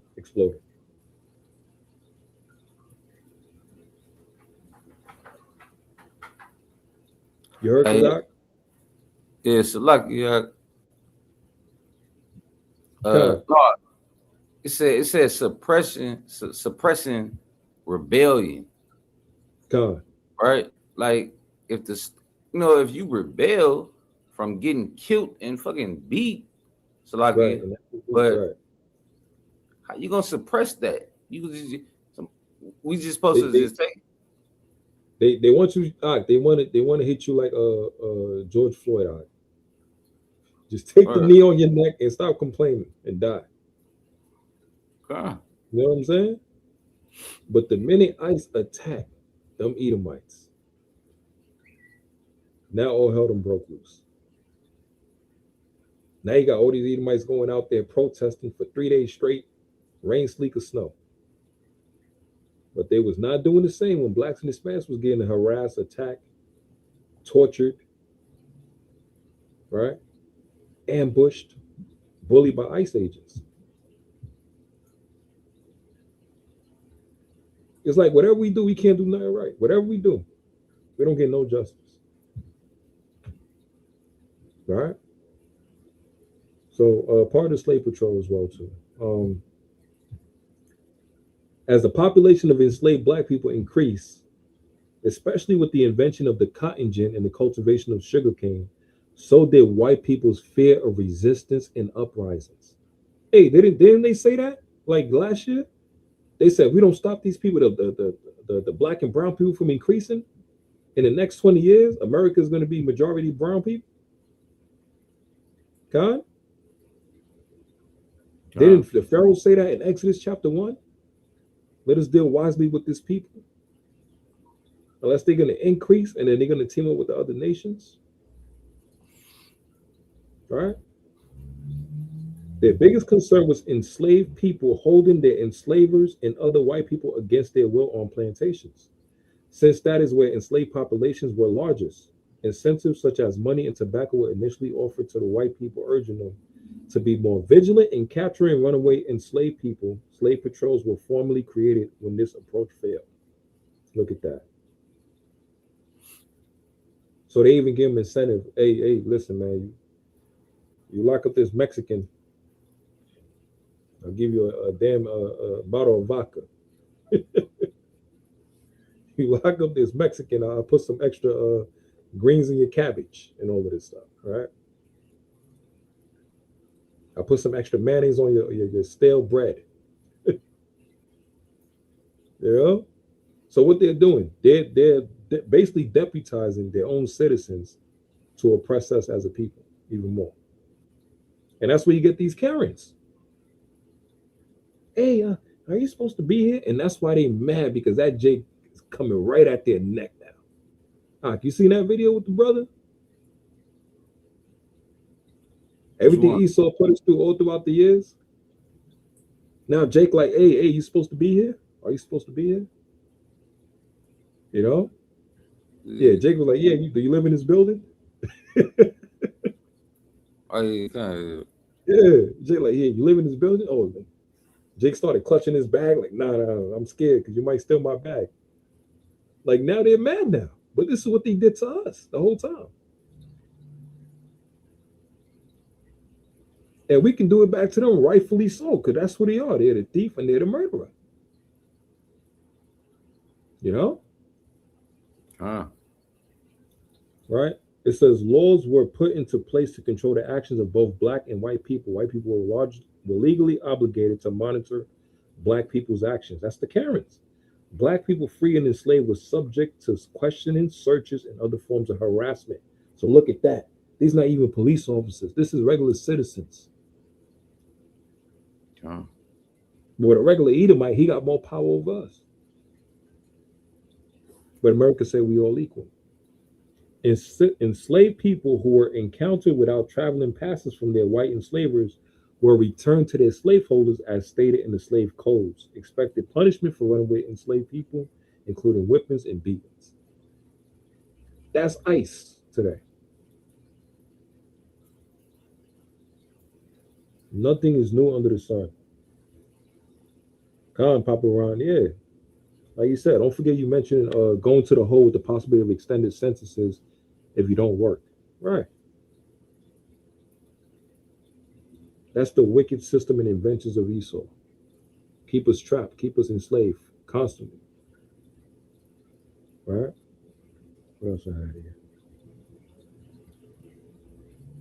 Let me show this real quick. Slide.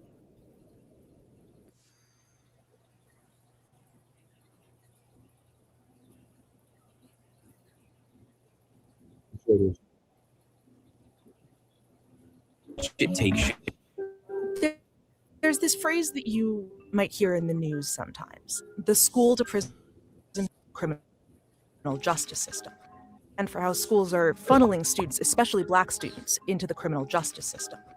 It started in the 90s when schools responded to fears about crime with zero tolerance, which mandated suspensions and expulsions for certain violations. They also cracked down on little things like talking back or uniform violations. The hope was that it would keep bigger problems from bubbling up. But as a result, out-of-school suspensions have doubled since the 1970s, and they keep increasing even though juvenile crime rates have now been dropping for years.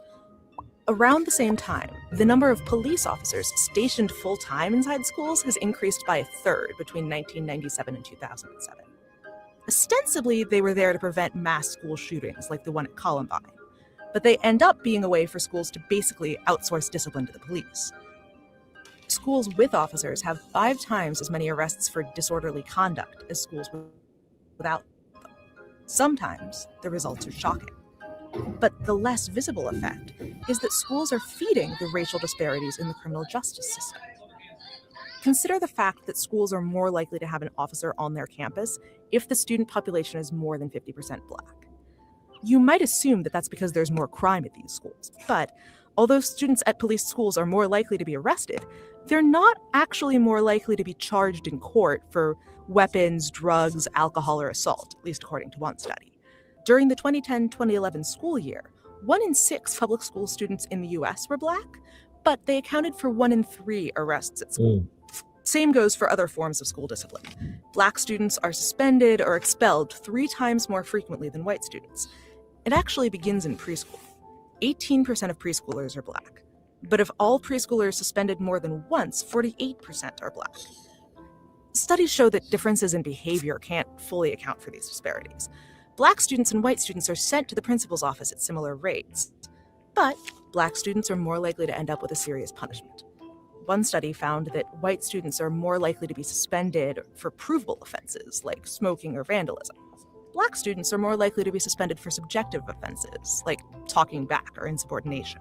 Students who are suspended in school are more likely to later drop out or get arrested. So the federal government is asking schools to make suspension and expulsion the absolute last resort.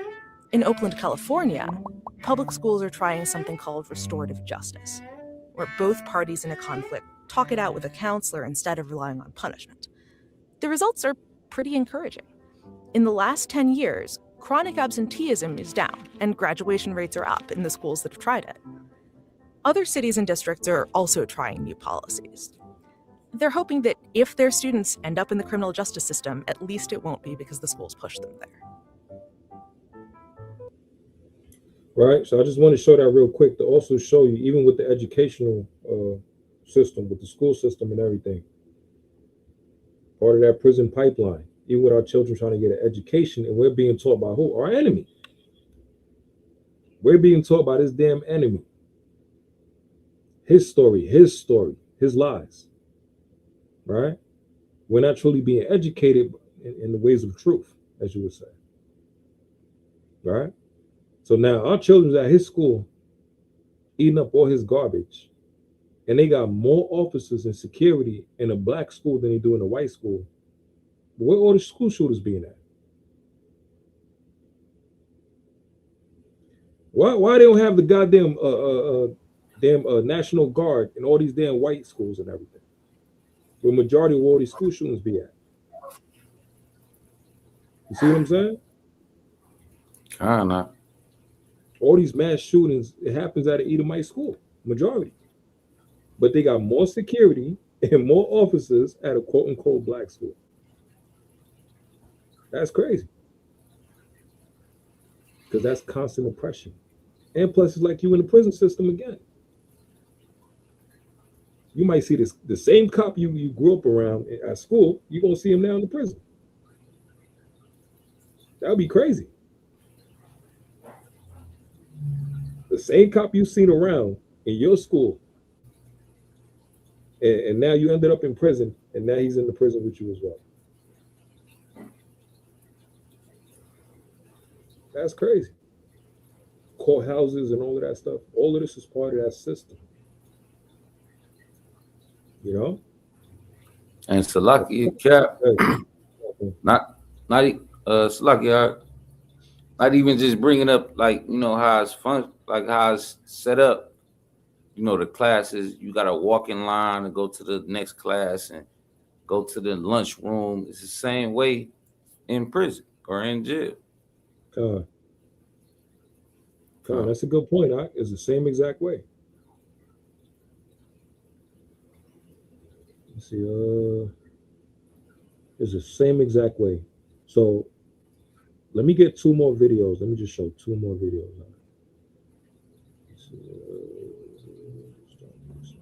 No, matter of fact, let me just show one more. Let me close out this.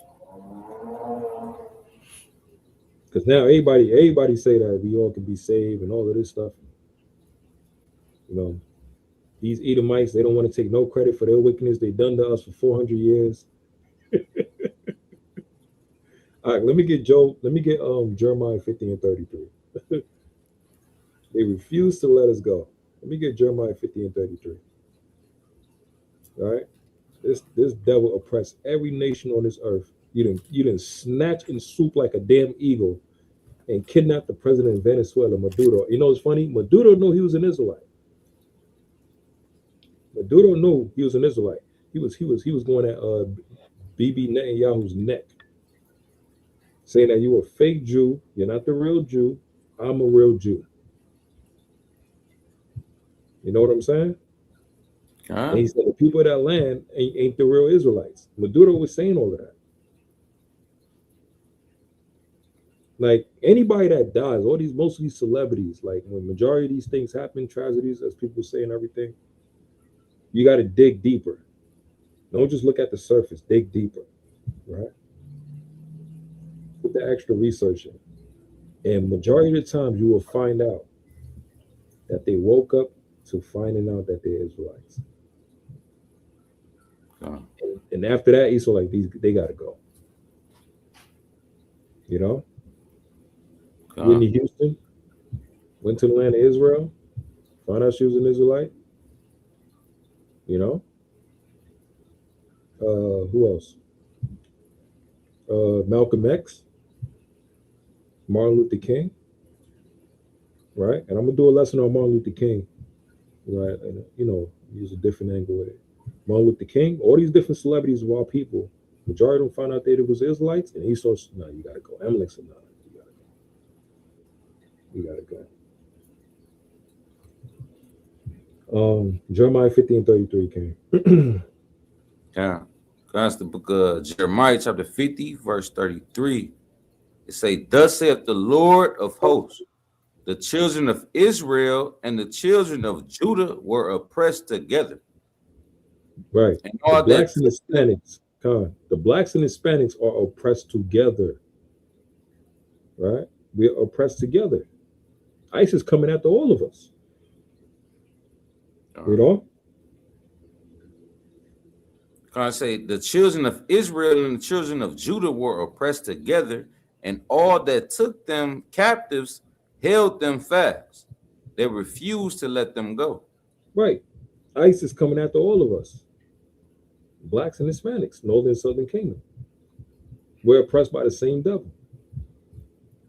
And we're thrown into where? They refuse to let us go, so we're thrown into where? Prison houses, so they can fill up their prisons. It's all part of their system. Right? Let me just show this one more, because a lot of people talking about, you know, God is going, you know, God is for everybody and all of this stuff. You're a damn lie. You're a damn lie. It's a lot real quick. A lot of people don't know that, you know, the transatlantic slave trade started with, you know, the northern brother going to Spain. Yeah.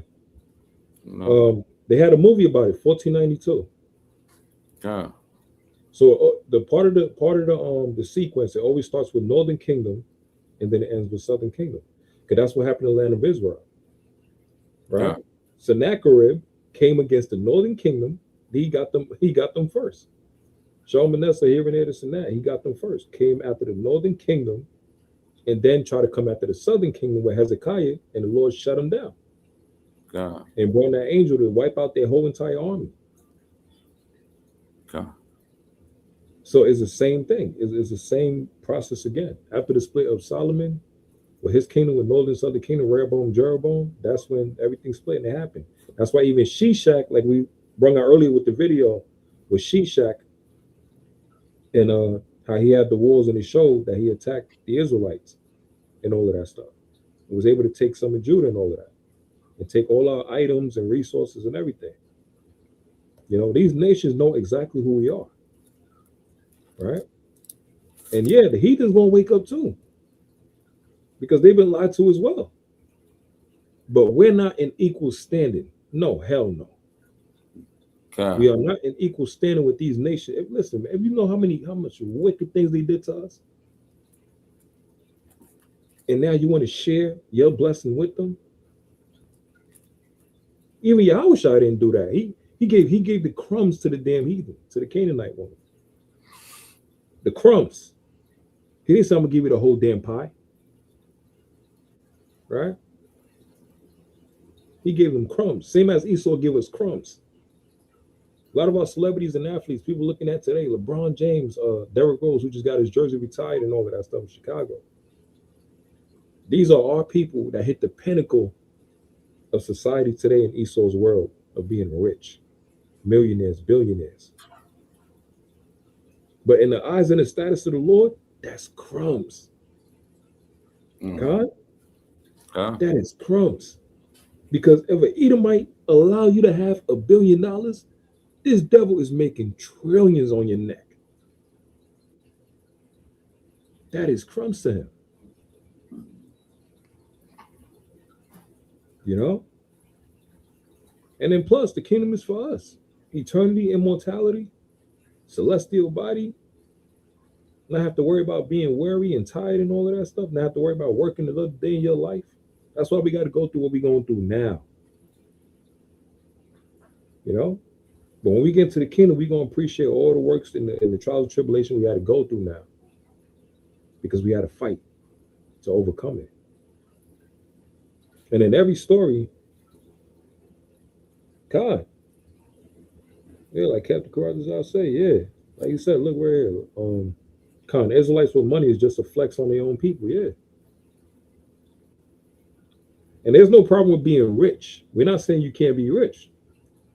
You see what I'm saying? We're not saying you can't be rich, because Yahweh dealt with a rich man. He didn't just deal with the man in Matthew chapter 19 and all of this stuff. The brother he was talking about kept the laws and the commandments, and then Yahweh said, sell all that you had. He dealt with the rich too, as well. But he dealt with the rich pertaining to them, making sure that he was their priority first. Abraham was rich too. You know? But he didn't flex his money on his people. God? He tried to help. He tried to offer. He tried to break pieces of bread here and there. Hey, you come up with me. Look with him and Lot. They had money and all that. He didn't just flex. Yeah, nigga, I got more than you and all. I got 1,000 this. I got 100 million. Nah. Let's win together. And even there's a psychological warfare too as well. Out of millions of us in the hood, Esau will take one, uplift them, right? Give him all this money and this and that, but he can't use that money to help his people though. To bring another one up in righteousness. You know what I'm saying? That's why you got to cut him out the damn deal, because once he's in it, he's going to mix it up and dilute it, and you know, you're going to put that little Satanism in there somehow, some way. Right? Oh yeah. All right. So let me get this real quick.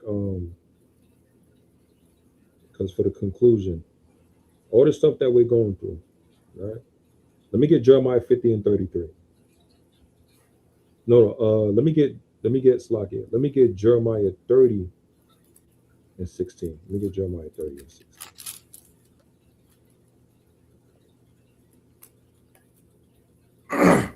Guys, said Jeremiah 30 and 16. Yeah, come. This is the book of Jeremiah, chapter 30, verse 16. It say, therefore, all they that devour thee shall be devoured, and all thine adversaries, every one of them, shall go into captivity. Right. So the prison pipeline they put us through, these heathens, trying to keep us as constant slaves no matter what, not trying to let us do our own thing, right? Changing up the laws every chance that they get, wicked oppression, ain't showing us no mercy, right? Putting us in captivity, forwarding the affliction. Now you think we're going to share our birthright with them? The Lord said they asked us to go into slavery. Hardcore bondage. Boy, remember that movie Training Day with Denzel? Put your ass in Pelican Bay. Yeah. You do this to me. King Kong ain't got nothing on me. By the time y'all gonna be in Pelican Bay. like what we gonna do? Especially Esau. What we gonna do to Esau, boy? And it's gonna be all in righteousness. Ain't gonna be no sodomy stuff. What we gonna do to these Edomites? Meditate terror on them, and it's gonna be justified, right? But now everybody want to hold hand in hands with get scram. And also with the heathens that's submitting, yeah, let them do their job, because there's a route for them as well too. There's a role for them as well. The heathens that want to submit and want to help support and all of that stuff, yeah, keep them away. Let them do their job. Because there's laws on how to deal with a servant, how to deal with a slave as well too. Imagine how powerful that is. A heathen in his kingdom, in his heaven, is willing to submit to us in our hell. Think about that. A heathen in his heaven is willing to submit to us in our hell. That's powerful. Because now when the roles are reversed, if he's going this hard for us and we in our lowest estate, what the hell you think he gonna do when we in our kingdom? Oh. He gonna be the greatest. Good.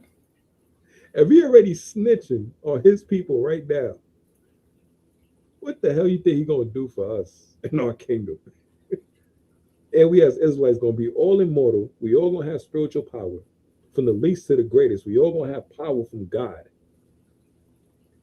We're all gonna be celestial beings. These heathens can't do a damn thing to us. We already gonna know what they're already thinking. Esau already know. That's why he put in their movies, like Raising Dion, like even that movie Supercell. And yes, there's spiritual power all throughout the scriptures. Just because you don't got faith, that don't mean it's not there.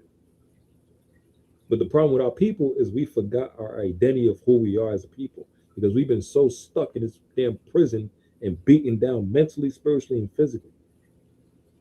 Now we got low self-esteem. We got lack of confidence. We don't believe in ourselves. We don't believe in Yahweh Hashem Yahushua. We don't believe he's going to get us out of our situation. Because this devil been putting a damn kibosh on us for so long. But the Lord is still there. We still here. Like Antoine Fisher. I'm still standing. I'm still strong. God, we still here. Because the Lord is strengthening us. So let me get this last one. Sluggy, let me get this last one.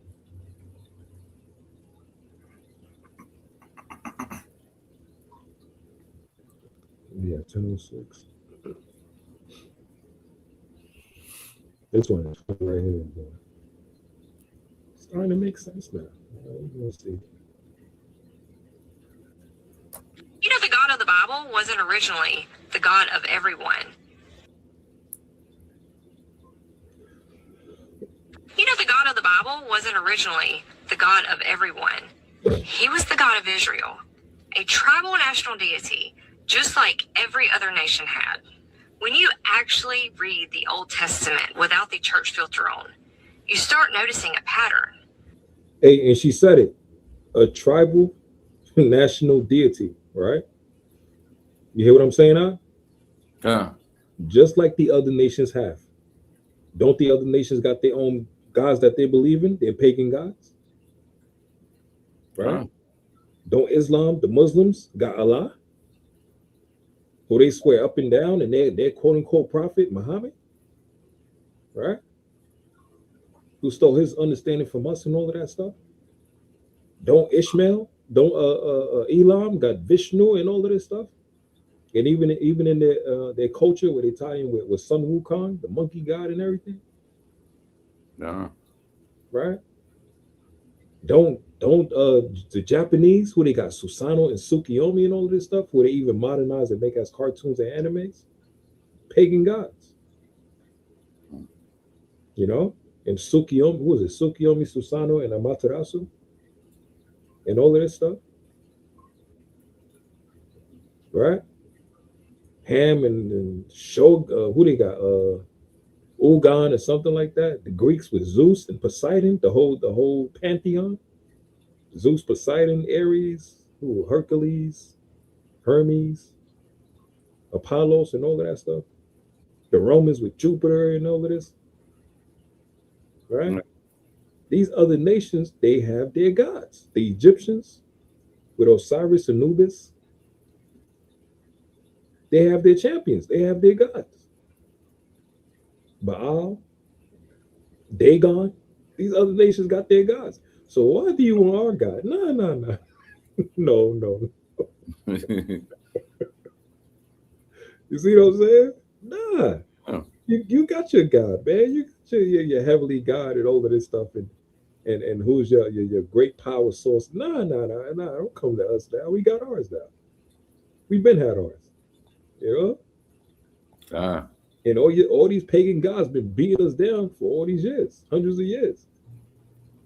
And that's in Isaiah chapter 1 and verse 26, and also Psalms chapter 50.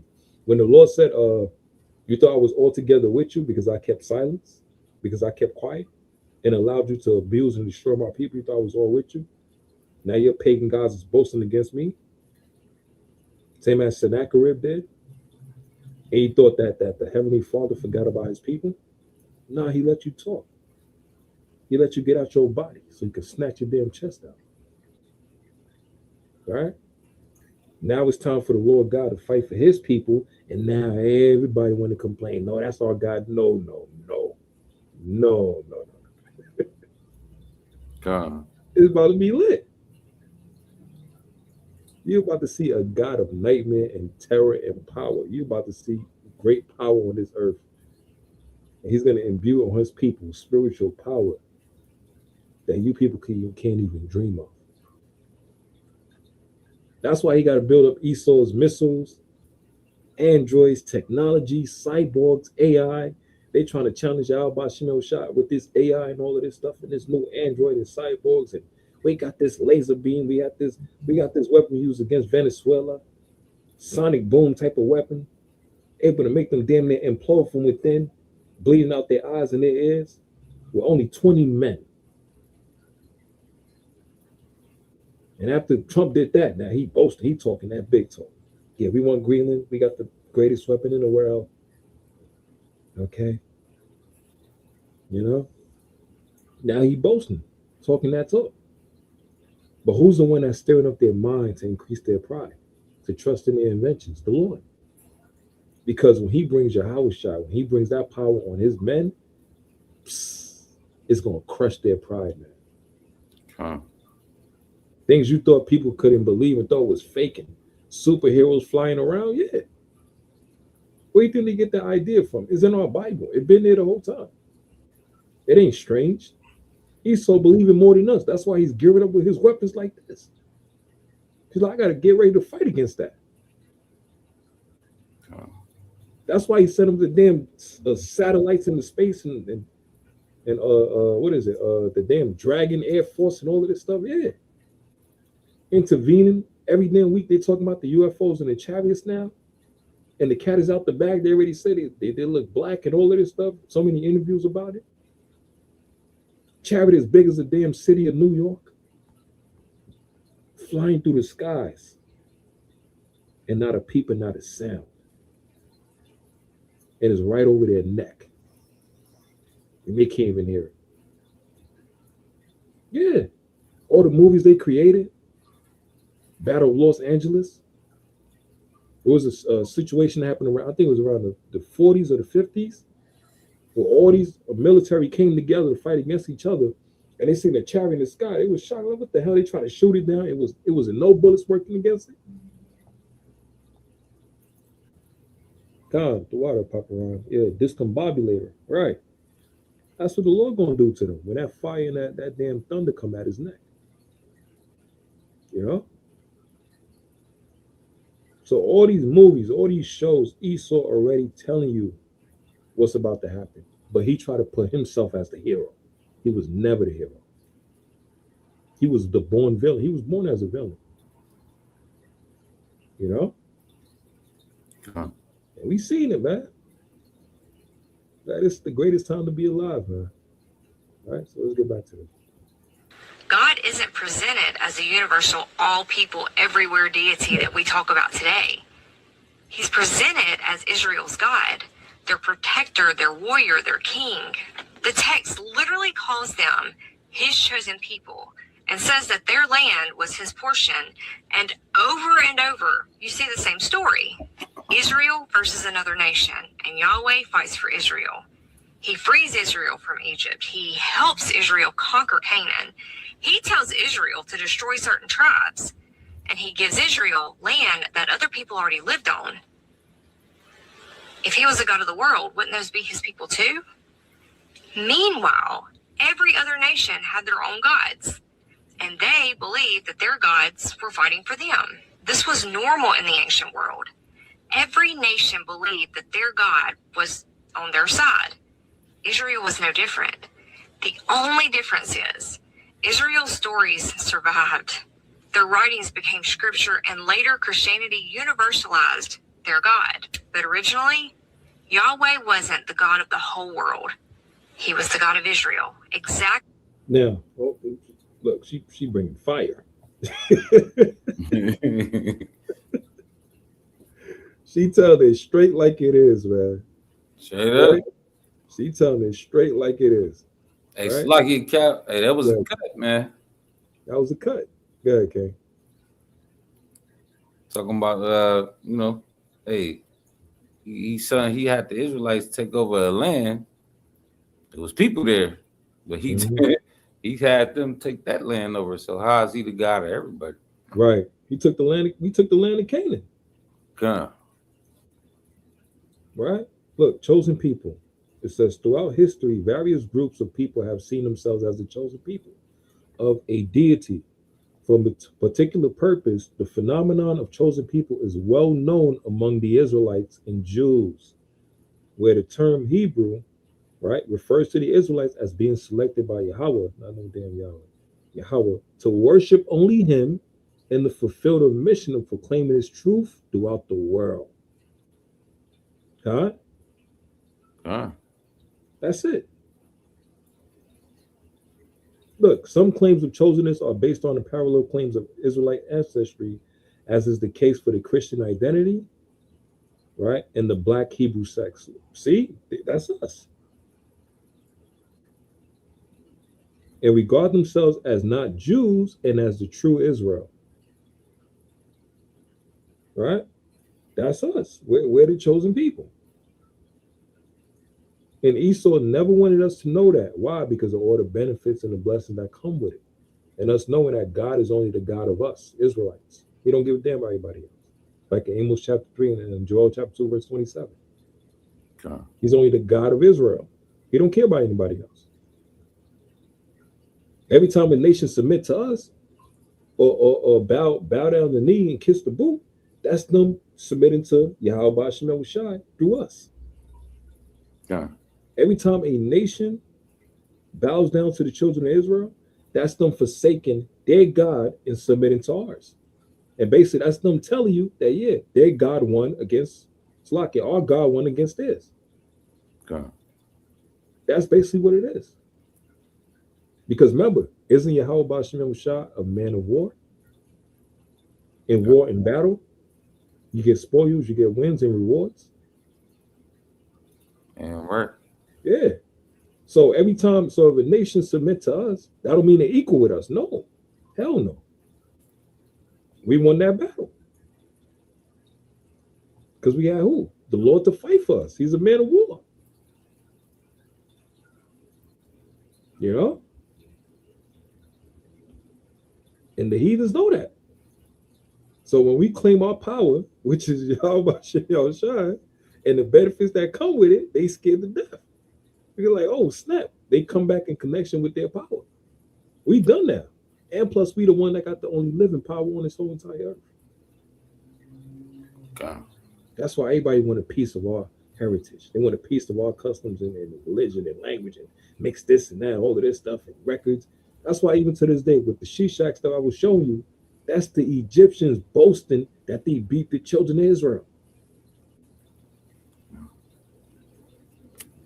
Because we the top nation on the earth. So if anybody could beat the champ, you damn right they gonna boast. God? But we forgot we was the champ. And part of being the champ, you gotta have that spirit, which is what? Discipline. To be a champion, you can't be no damn weak coward or whatever, this and that. You gotta be a warrior, you gotta have confidence. Discipline, fruits of the spirit, love, compassion, right? Mental authority as well too. Knowing who you are, your identity, being proud of your culture, your language, your customs, knowing the rules and regulations that keep you in check and keep you disciplined and strengthen you, being a person of your word, which is all part of our laws, being hardworking, diligent, being a person that sacrificed for their people. That's part of being a champion. And a champion for who though? For Yahweh Ba'ashem Shai. Didn't that happen to Samson? When they used Delilah to break him down to take away his strength? Who took away his strength? It wasn't the Philistines, it was the Lord. Why? Because he broke the contract he had with the Lord. And now he led him into the hands of who? The Philistines.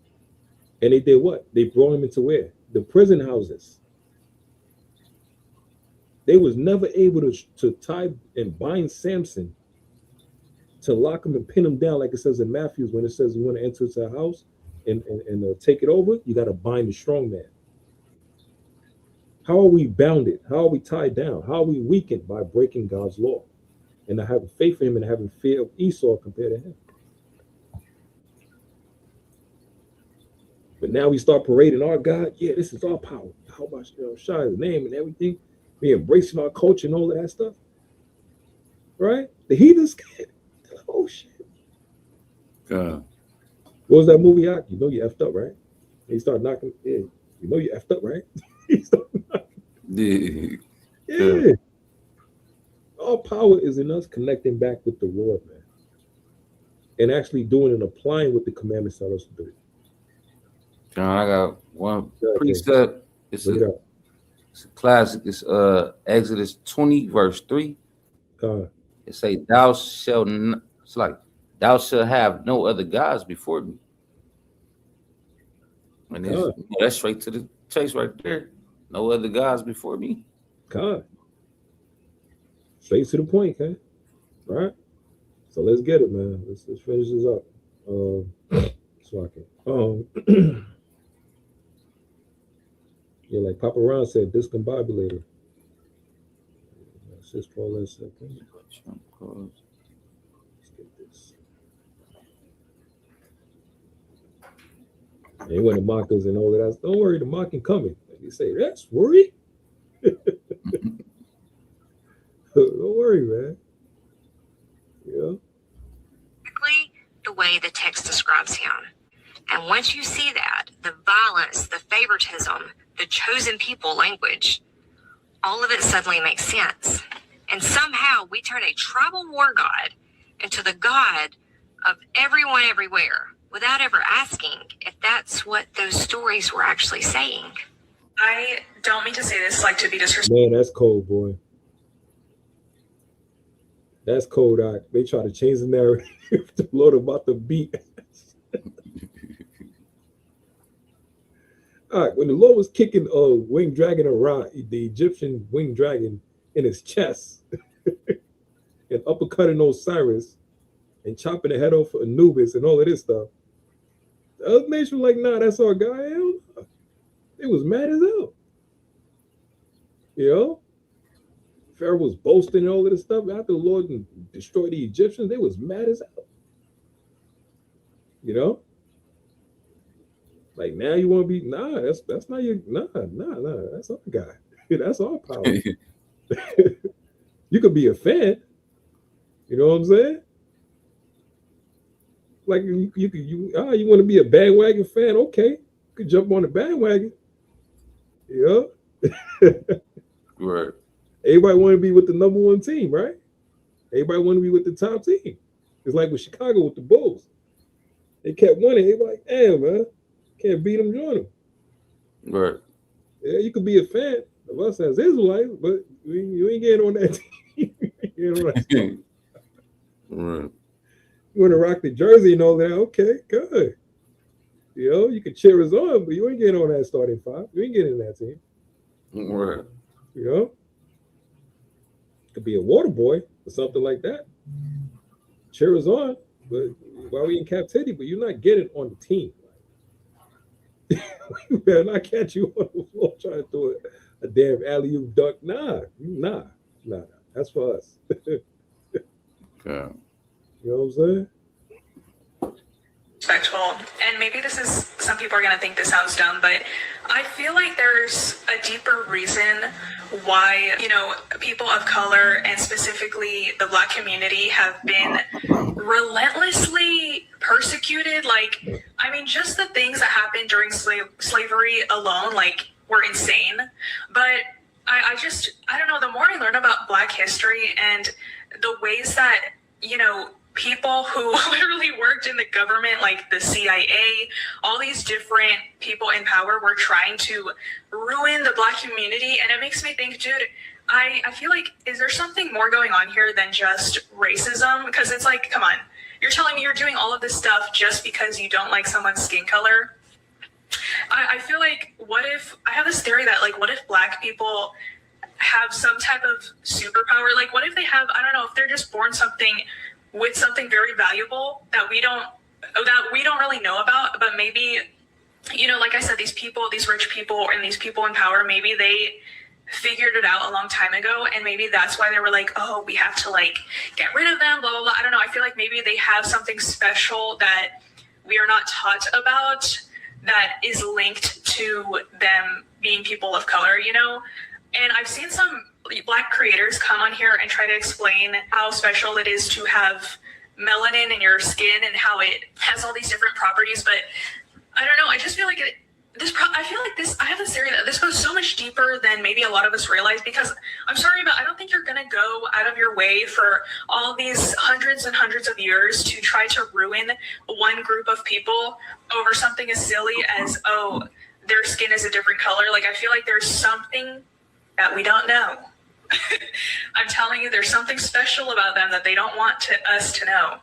Okay, this is just something that I've been thinking about recently, and I'm like, maybe if there's some Black creators that maybe they already made a video and I just didn't see it, I don't know, but like, I don't know, maybe it sounds dumb, or maybe this is like, yeah, no shit, Sherlock, but, you know, it's just something I was thinking about. Take back the streets. It doesn't matter whether or not the person. What you think? So what? I said, what you think? Because people starting to find out now. Because yeah, she said, she like, yo, something ain't adding up. Right. So making it too obvious. Something ain't adding up. Because you talking about you hate them because of the skin color. Nah. You don't do that to the Hamites. You don't do that to the damn Indians that look darker than us coming over. No. Something, it's not the skin color. I was just gonna say that. Like they, you know, some of them darker than us. They got melanin. But it's just something about us, and they getting it. They know. See what I'm saying?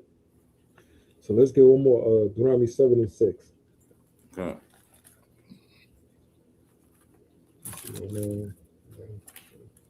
Because she said it. She was like, yo, saying ain't adding up. Yeah. The whole world started to find out that, yeah, you've been messing with the children of God the whole time. Everything you did up to us gonna come on your neck. Right, and it's something special that these people got that we starting to realize. Right, see that? And she said it. Persecution, all the things we go through, like, it's gonna show it. It's gonna show it out. And then we can you set this up, set this down right here. Guys, it's the book of Deuteronomy chapter 7 and verse number 1. It's the book of Deuteronomy chapter 7 verse 1. It say, when the Lord thy God shall bring thee into the land whither thou goest to possess it, and have cast out many nations before thee, the Hittites and the Girgashites and the Amorites and the Canaanites and the Perizzites and the Hivites and the Jebusites, 7 nations greater and mightier than thou. Right. So he's just showing the example, right? Those are all talking about like Hamites, but also he's tying it also with the other nations, like in 1 Kings chapter 11 and 1, right? Because he's only the God of Israel, right? Now jump to verse number 6. Down verse 6. It say, for thou art an holy people unto the Lord thy God. The Lord thy God has chosen thee to be a special people unto himself above all people that are upon the face of the earth. That's why she said that. She's like, it's something special about us. She's like, I don't know what it is, but it's something special about us. The Lord said we're the special people. That's how he made us. God. Right? So the Lord said that's who we are. You know, it comes with manuals and laws and regulations and things we got to do, but that's who we are. We don't. Verse 8, it say, verse 7. It say, the Lord did not set his love upon you, nor choose you because you were more in number than any people, for ye were the fewest of all people. You see that? So it's not about the majority. We don't. But because the Lord loved you, and because the Lord loved us, and did what? and because he would keep the oath which he has sworn unto your fathers. Hath the Lord brought you out of hath the Lord brought you out with a mighty hand and redeemed you out of the house of bondmen from the hand of Pharaoh, king of Egypt. So the Lord brought us out of slavery because he had to keep the promise that he had with Abraham, the oath, right? He's not a God that he shall lie. And also he was going to bless us, like he said with Abraham through Isaac, and then down to Jacob, he was going to bless us, right? Just because the blessing ain't come yet, that don't mean that he didn't give us that. That don't mean he didn't promise us the blessing just because it didn't come today, right? A part of the ultimate blessing was what? The kingdom of heaven and us in rulership, right? So now what happens with the other nations? Because like the lady was saying, she was like, yo, something special about us, right? And she knows something ain't adding up. And now if you see what's going on now, that's why they got to put so much pressure with this ice. Like Revelations 12:12, but the Lord said the dragon was wroth because he know he got a short time, right? 2 Ezra 16, right? He got a short time. So he's desperate because he knows his kingdom is almost done. And there's a transfer of power that's happening now. It's happening now. He's going down and we're raising up, right? So now everybody want to cleave unto us because of what? Now let's get Deuteronomy 30:7. And let's close out with that.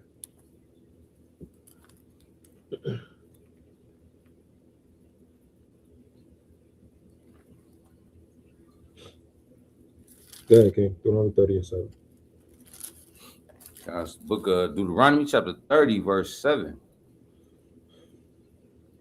It say, and the Lord thy God will put all these curses upon thy enemies and on them that hate thee. And that's what's happening. Right. Which what? Which persecuted thee. And didn't she say that? Right? Let's close it out with the video. Everybody know what time it is, man.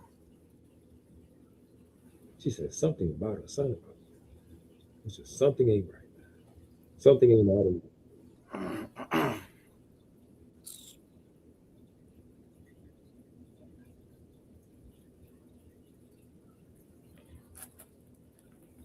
Worked in the government, like the CIA, all these different people in power were trying to ruin the Black community, and it makes me think, dude, I feel like, is there something more going on here than just like the Amalekite, the fake Israeli Jew, the Amalekite woman said. She said the biggest problem that we got is young Black people in America. We're like, what?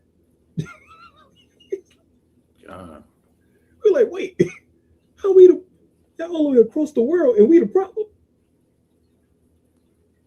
How the hell we the problem? We trying to mind our business, we going through hell.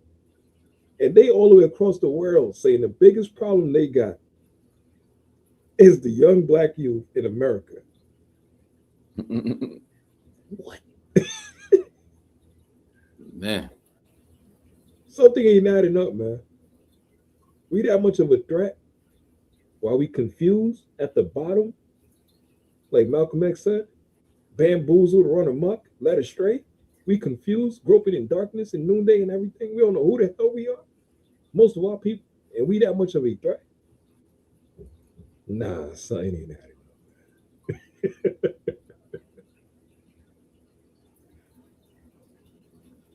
So imagine our people now start to wake up in masses and know exactly who they are and realize that land, Israel, belongs to us.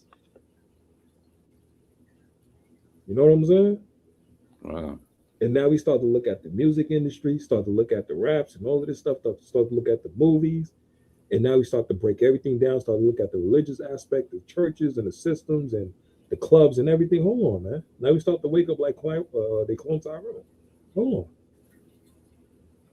We actually really in the trap. And now they start to see behind the scenes who's the one that was creating this trap. Who's Esau the devil? Hold on. And they start following that trap. They start following his ways and his setups and start to deviate from it and separate and come back to Yahweh Shem Shai and actually get strengthened by the correct God is supposed to follow. We go up, they go down. They got no choice. That's how the pendulum swings. God? Let's close out with this video. Just racism, because it's like, come on, you're telling me you're doing all of this stuff just because you don't like someone's skin color? I feel like, what if, I have this theory that, like, what if black people have some type of superpower? Like, what if they have, I don't know, if they're just born something with some. And the Lord said we're the greatest people on the earth, and that spiritual power is coming, boy. That's why they even had to cancel the Black Superman movie with Michael B. Jordan. Amalek shut that joint down immediately. Superpowers like Malcolm X and Martin Luther King, which is a show that they created, which is called the X-Men, who Stanley himself literally said he kind of based it off of them characters. With Magneto and Professor X. With Magneto was Malcolm X, and Professor X was Martin Luther King. So they switched the namings around. You know what I'm saying? So yeah, it's coming. All of that is coming. And America got hell to pay. God. You know?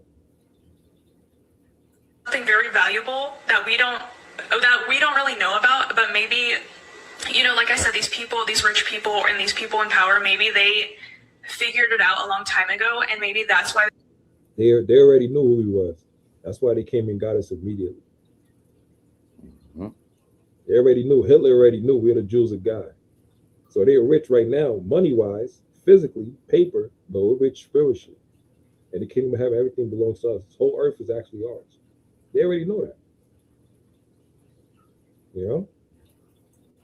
they were like, oh, we have to like get rid of them, blah, blah, blah. I don't know. I feel like maybe they have something special that we are not taught about that is linked to them being people of color, you know? And why would Esau, as a majority, tell everybody else, and especially our people, that we're God's chosen people? Why would he do that? That's suicide. Because he ain't gonna give the money back that he stole from us in our lands. Because where would he have to go? There's the video they made on TikTok, and everybody gathered together, and they was gathering all the Edomites, men, women, and children. Got the airplanes ready and everything. And they were telling them it's time for y'all to go. And they said, where are we going to go? They said, got to go back to the mountains, go back to the caves. And they was crying. And no, I don't want to go. No. The Lord said in Job that we going to chase them out of the earth because of how wicked they are. So why would they teach our people that we're the children of God? Like it's not going to destroy their system now. You know what I'm saying? That's not going to benefit them. And plus, they hate our guts. You know? And I've seen some Black creators come on here and try to explain how special it is to have melanin in your skin and how it has all these different properties. But I don't know. I just feel like I have this theory that this goes so much deeper than maybe a lot of us realize, because I'm sorry, but I don't think you're going to go out of your way for all these hundreds and hundreds of years to try to ruin one group of people over something as silly as, oh, their skin is a different color. Like, I feel like there's some... Yo. The jig is up, Hawk. Said it's up. It's up, Hawk. The jig is up. Yeah, so with this devil is scared to death, man, because now people is catching on like, yo, say it right, say it not. Yeah. You know? And as days go by, man, this word is going to be even more stronger, more powerful. It's going to manifest even harder now. Yeah? So, all praise Zach Water again for the mighty reading, King. Hopefully, brothers and sisters was edified by the lesson. I'll praise you. How about you? I'll give you at least 30 seconds and we close out with the Lord's Prayer. The jig is up. It is over, man. Wow, praise God. What a man. Huh? Set the water for the lesson, Cap. Hey, teamwork makes the dream work, King. The water Yahweh Shemel Shai. I'm sure. Do it together, King. Do it together, man. All right, so let's close out with the Lord's Prayer. Be ready for tomorrow class, Lord willing. With you brothers and sisters edified.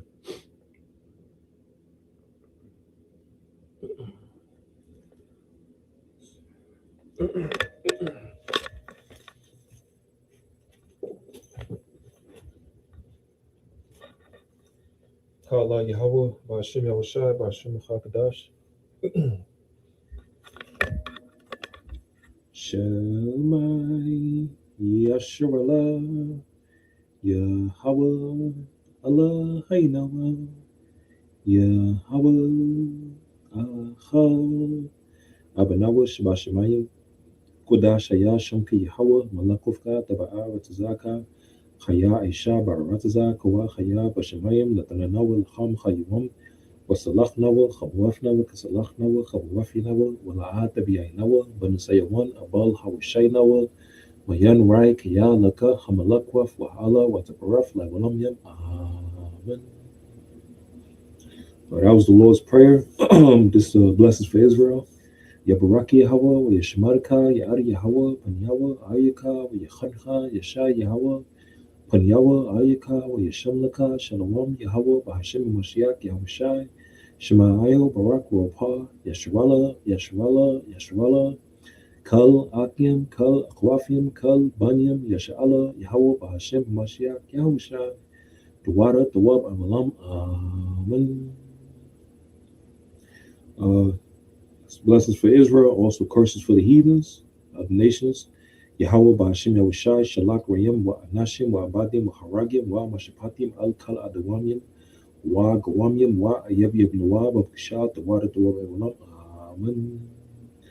We come to Yahweh Ba'ashim Yahushai to please strengthen your nation throughout our trials and tribulation, throughout this captivity, to also increase us in righteousness, increase us in motivation, increase in our spirits, to be an embodiment of your works, an embodiment of your righteousness in these last days, to be a light, to be an example, to help strengthen us, to uphold your laws and your commandments and your covenant, Yahweh Ba'ashim Yahushai, to the best of our abilities and righteousness, Yahweh Ba'ashim Yahushai, to also give us the spirit and the motivation to overcome any things that we're going through daily, to overcome any trials that we're going through, to also be as a light and also to bring testimonies into our people, to come back to you, Heavenly Father, as well. To bring judgment upon the heathens and upon the nations and upon those ice people that's trying to oppress us and oppress our people, and also to give us the spirit to endure for the kingdom of heaven, and also for the return of Yahushai, and to be worthy of the land, to walk into the kingdom. The water, the water, Amen.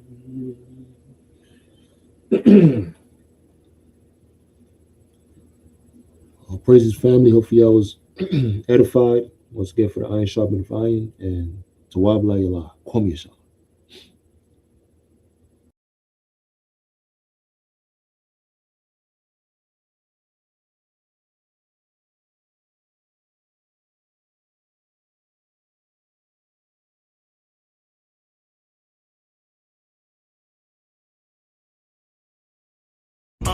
My brothers, I'm representing. You touch one of them, that ass will be missing. No pot to pissin'. Stop, drop, and listen. 2/3 of Jacob's about to be missing. Lords of Yahweh, that's what we teaching. Brotherly love, override oppression. Depression, oppression, that's our lesson. All for Yahweh, Almighty Hayanawa. I will protect your sons and daughters. Isaiah 14 and 21, prepare slaughter. Yes, I will stand up straight for your order. I love all these brothers. I laugh with my brothers. I cry with my brothers. I die with my brothers. Any given day, I will fly with my brothers. Man, I share with my brothers. I confess with my brothers. On any given day, I will die with my brothers. Listen, no disrespect, let's get real. Buckshot still hit grill and make will. Body parts scattered all across fields. Finger parts left aside distinct meals. The devil using gas me up like Vin Diesel. The how I shot my CDL, I drink diesel. Wicked as hell, these straight weasels. Just like the ancestors who brought measles. Yahweh shot the good vaccine for my peoples. Kwam Yasharala.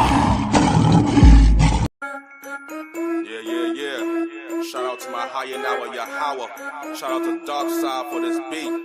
All praises to my Hayanawa Yahweh, the house of Israel. Put your hands on your heart for your God. We gonna roll with Yahweh. What? He's out Hayanawa. We gonna roll with Yahweh, and his name is full of power. Come on. We gonna roll with Yahweh. He's out Hayanawa. What? We gonna roll with Yahweh, and his name is full of power. We gonna roll with Yahweh. He's out Hayanawa. We gonna roll with Yahweh, and his name is full of power. We gonna roll with Yahweh. Come on. He's out Hayanawa. Come on. We gonna roll with Yahweh, and his name is full of power. We gonna roll with Yahweh, he's out high and now. There's none greater than the God Yahweh. Every day he show us his power. And these storms, man, they devour. He has bodies, man, every hour. Life is sour, but he brings power. And his son, yes, we do honor. He's our father, a mighty father. And you defile us, why even bother? All you wicked ass men that started these problems, but he's the problem solver. Man, these scriptures hit like a revolver. Shrapnel in your face like a bomber. Daughters of Zion, let's go warn her that the Lord God is about to abhor her. Wait, hold up. This is the reason why I'm living, and the reason why I'm even in existence is to please Hayanawa and to show Hayanawa that we have truly repented. Ain't no reason for a brother to come up to camp at the front like he got still. But if it's real, little brother, by the will of the Yahweh, your camp, he might just fail. Wait, hold up. We gonna roll with Yahweh.